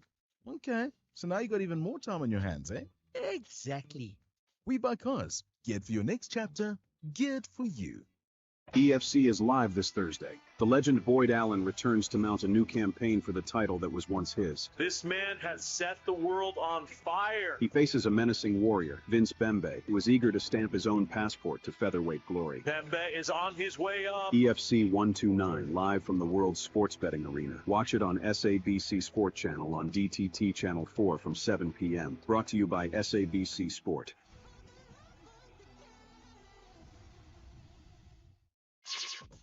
Call Thulasizwe now. 086 000 2032. All right, let me take a call from Andile in George before I wrap it up nicely with your voice notes. Andile, good morning. Good morning. I want to be talking about this international plan. Yes. Yeah, I see this international plan. Yeah. And you see the market is not there. Yeah, but even if we never see like one tree or connect, then Yeah. only see L'Oreal, all this,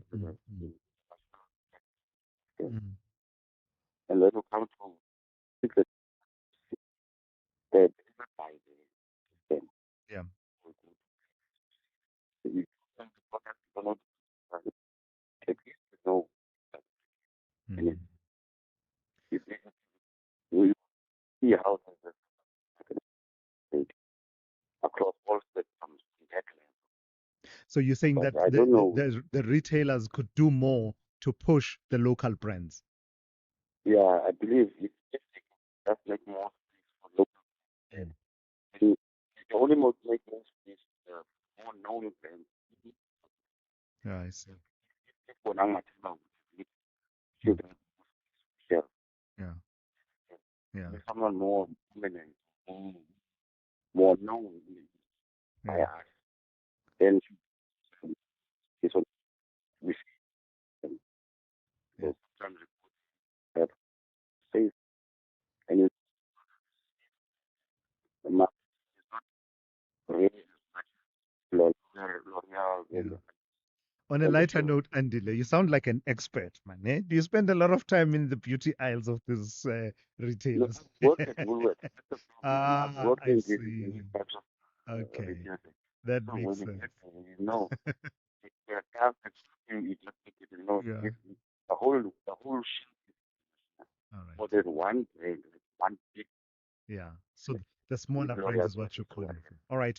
Thank you for that, Andy Lane George, just sharing some of his own expertise and experience really in as far as those brands are concerned. Lots and lots of voice notes. If you don't mind, I'll just play them back to back. Yeah, let's get as many as possible.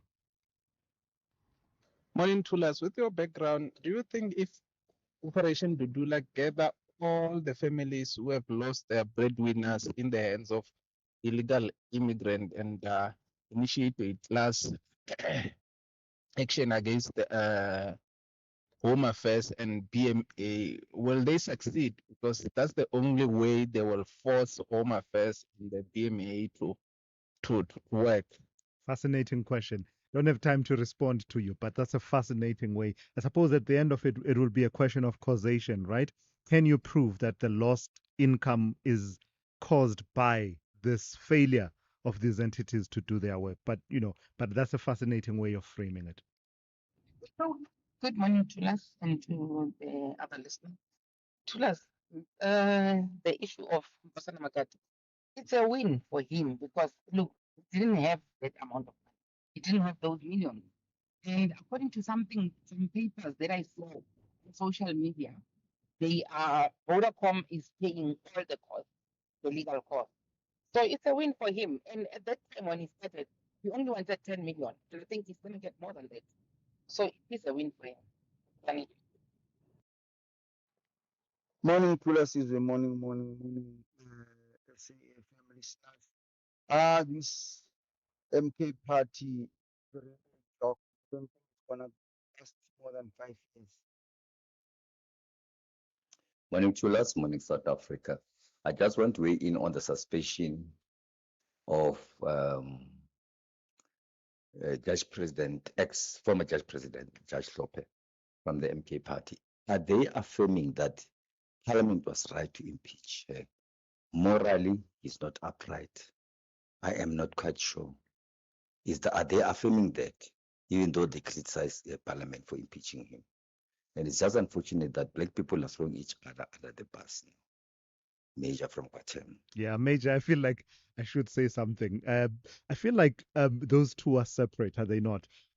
Here, I suppose they're talking about procedure. Just follow procedure, follow party procedure. I don't know if they go as far as to, I don't know, in a way, backtracking on their support for him in the wake of the impeachment processes. I don't know if the two can be equated, but I don't know. You'd never know, really. Maybe the winds of change are sweeping through MK party, and what was no longer is as we speak right now. You just never know, really. Thulasizwe Simelane, good morning. Painful things are happening in MK Party.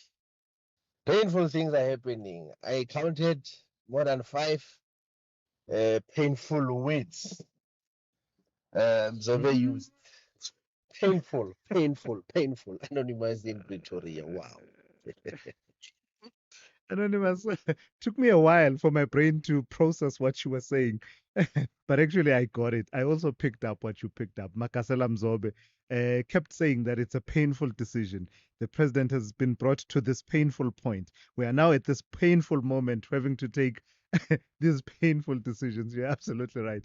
I also picked it up in that conversation. But I'm glad we had the conversation, the party coming forward to explain to the best of their ability, really, what the goings on are around these decisions. That's it, really. That's our story for today. Thank you for listening, and thank you for your robust engagement as always. Stay with the station. The Talking Point with Kathy Mutlatlana is up next here on SAFM after the news.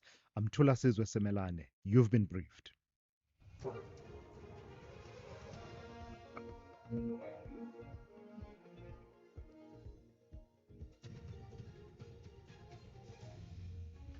Top stories as South Africa receives a distress call from citizens trapped in Ukraine and flies SAFE and its cabin crew to start a mediation process. Good morning, I'm Jolani Tulo Webe.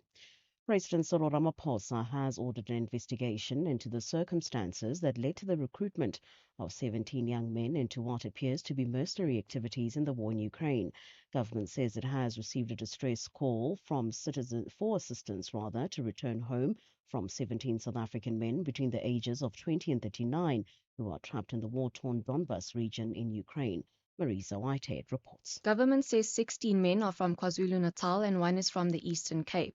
They were apparently lured to join mercenary forces involved in the Ukraine-Russia war under the pretext of lucrative employment contracts. Under the Foreign Military Assistance Act, it is illegal for South Africans and entities to offer or provide military assistance to foreign governments or participate in armies of foreign governments unless authorized by the South African government. Government says it's working through diplomatic channels to secure the return of the young men following their calls for assistance. Government has condemned the exploitation of young vulnerable people by individuals working with foreign military entities. Marisa Whitehead, SABC News. The head of the Independent Directorate Against Corruption IDAC, Advocate Andrea Johnson, will appear before Parliament's ad hoc committee today. The committee was established after KwaZulu-Natal Police Commissioner Nhlanhla Mkhwanazi's allegation of criminal infiltration, corruption and political interference in the criminal justice system. Among others, Mkhwanazi alleged that there are rogue elements within IDAC. The head of crime intelligence, Dumisani Khumalo, was arrested by IDAC, allegedly over an unlawful appointment. Mkhwanazi alleges that the arrest was to thwart an investigation in Gauteng. Budget airline Fly SAFE and its cabin crew will start a mediation process in a bid to resolve a wage negotiation impasse. The airline offered a 5.7% increase and 7.5% annual bonus, but the South African Cabin Crew Association rejected the deal. Fly SAFE says flights will continue with minimal disruption. Advocate Chris Shabangu is the president of the South African Cabin Crew Association. We were supposed to do an inspection today, ticketing inspection today, which means that we have a meeting now to try and get some kind of solution through a mediation process. A new witness will take to the stand at the Madlanga Commission of Inquiry this morning. This comes after Crime Intelligence Head General Dumisani Khumalo concluded his testimony on the disbandment of the Political Killings Task Team. The PKTT was disbanded in December 2024 by Police Minister Senzo Mchunu, who has been placed on special leave. Spahle Mota has the story. After a long day at the Madlanga Commission, the man who has helped solve some of the country's top political killings investigations concluded his testimony on Wednesday. General Dumisani Khumalo, the project leader for the PKTT, testified extensively about its disbandment. The intelligence head told the commission that he found out about the PKTT's disbandment on social media. His testimony corroborates that of KwaZulu-Natal Police Commissioner General Nhlanhla Mkhwanazi. The PKTT is at the heart of the Madlanga Commission, which is looking into allegations of political interference in law enforcement agencies. I am Sibahle Mota in Pretoria. A fourth accused will appear alongside SAFA President Danny Jordan, CFO Roni Hluyo, and businessman Trevor Nyetling when their fraud case resumes. In the Specialized Commercial Crimes Court later this month, former SAFA acting CEO Russell Paul was arrested later and released on bail after appearing on charges of fraud and conspiracy to commit fraud yesterday. The charges relate to 1.3 million rand of SAFA funds used for Jordan's personal benefit. The money was allegedly used for personal protection and image management following rape allegations against Jordan. Paul has indicated that he would plead not guilty. And finally, vibe coding has been named as a Collins English Dictionary Word of the Year. It means using AI to generate code for a website or app by explaining in regular language what is required. The method can allow people who can't code to start creating digital products. The BBC's Zoe Kleinman explains. ChatGPT code me an app showing the latest movie reviews with the option to vote on the best and worst current movies and comment on them. Sure thing. I'll give you a little starting point in code form. Let's say we're doing this as a... That is vibe coding. It's not a faultless technique, and there's no guarantee the code will actually work or be free of bugs.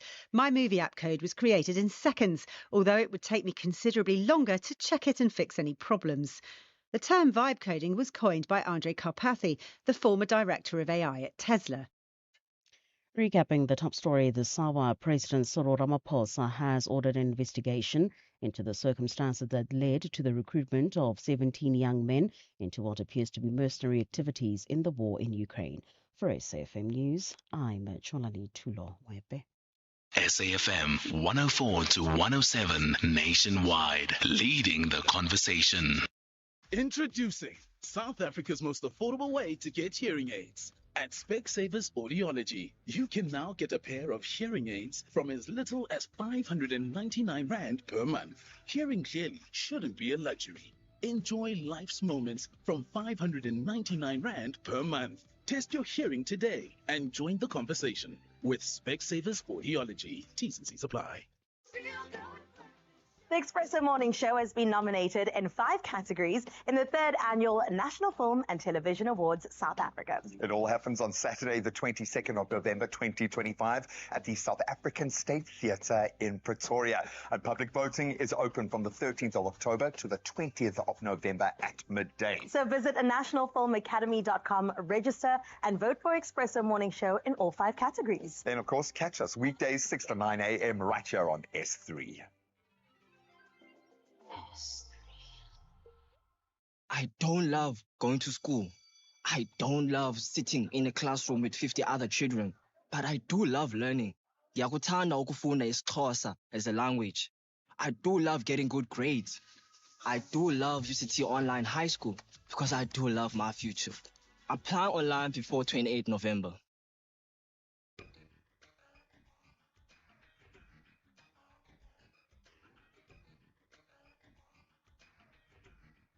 The Talking Point with Kathy Motlatlana. Weekdays, 9 a.m. till midday.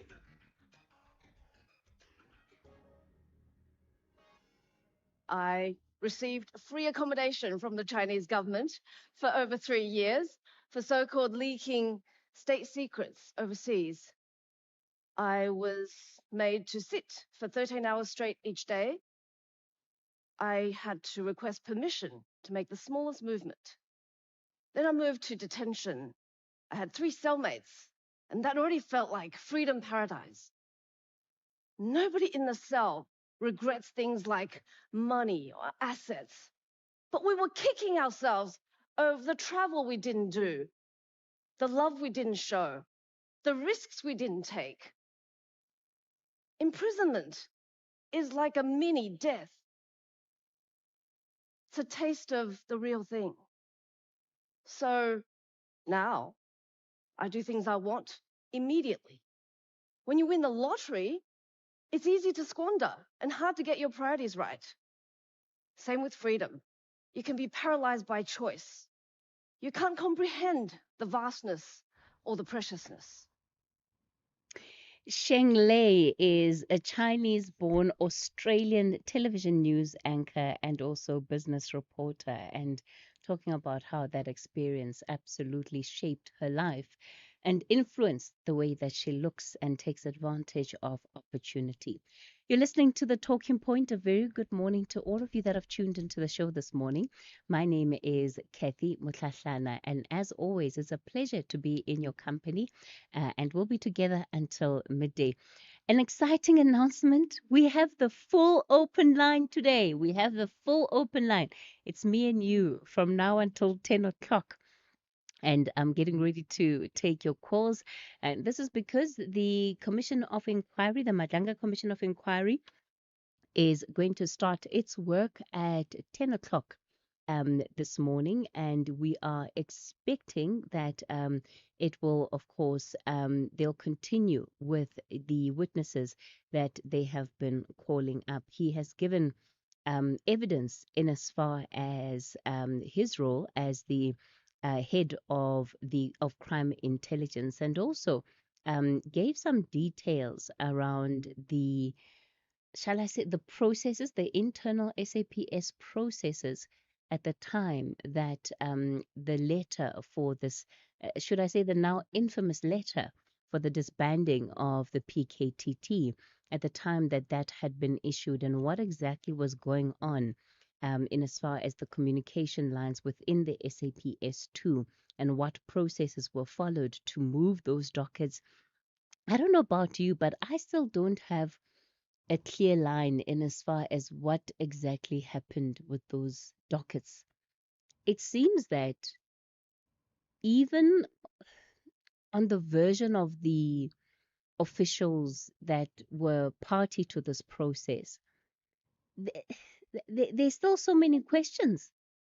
So yes, they may have been misunderstandings about what the letter intended. There may have been disagreements even about whether or not to implement it. But even when it was implemented, I still don't get a sense that there's a clear, on the 7th of this date, this is what happened. And then after that, this is what happened. But maybe we'll get part of that clarity from the other officials within the SAPS who have been party to this process. But so far, it's all very vague, very, very vague. So that's at the Commission of Inquiry. And then at 10 o'clock, the ad hoc committee is also continuing its work. And today we're going to hear evidence from Advocate Andrea Johnson. She's the investigating directorate against corruption. And yeah, I think her testimony is going to be very, very important.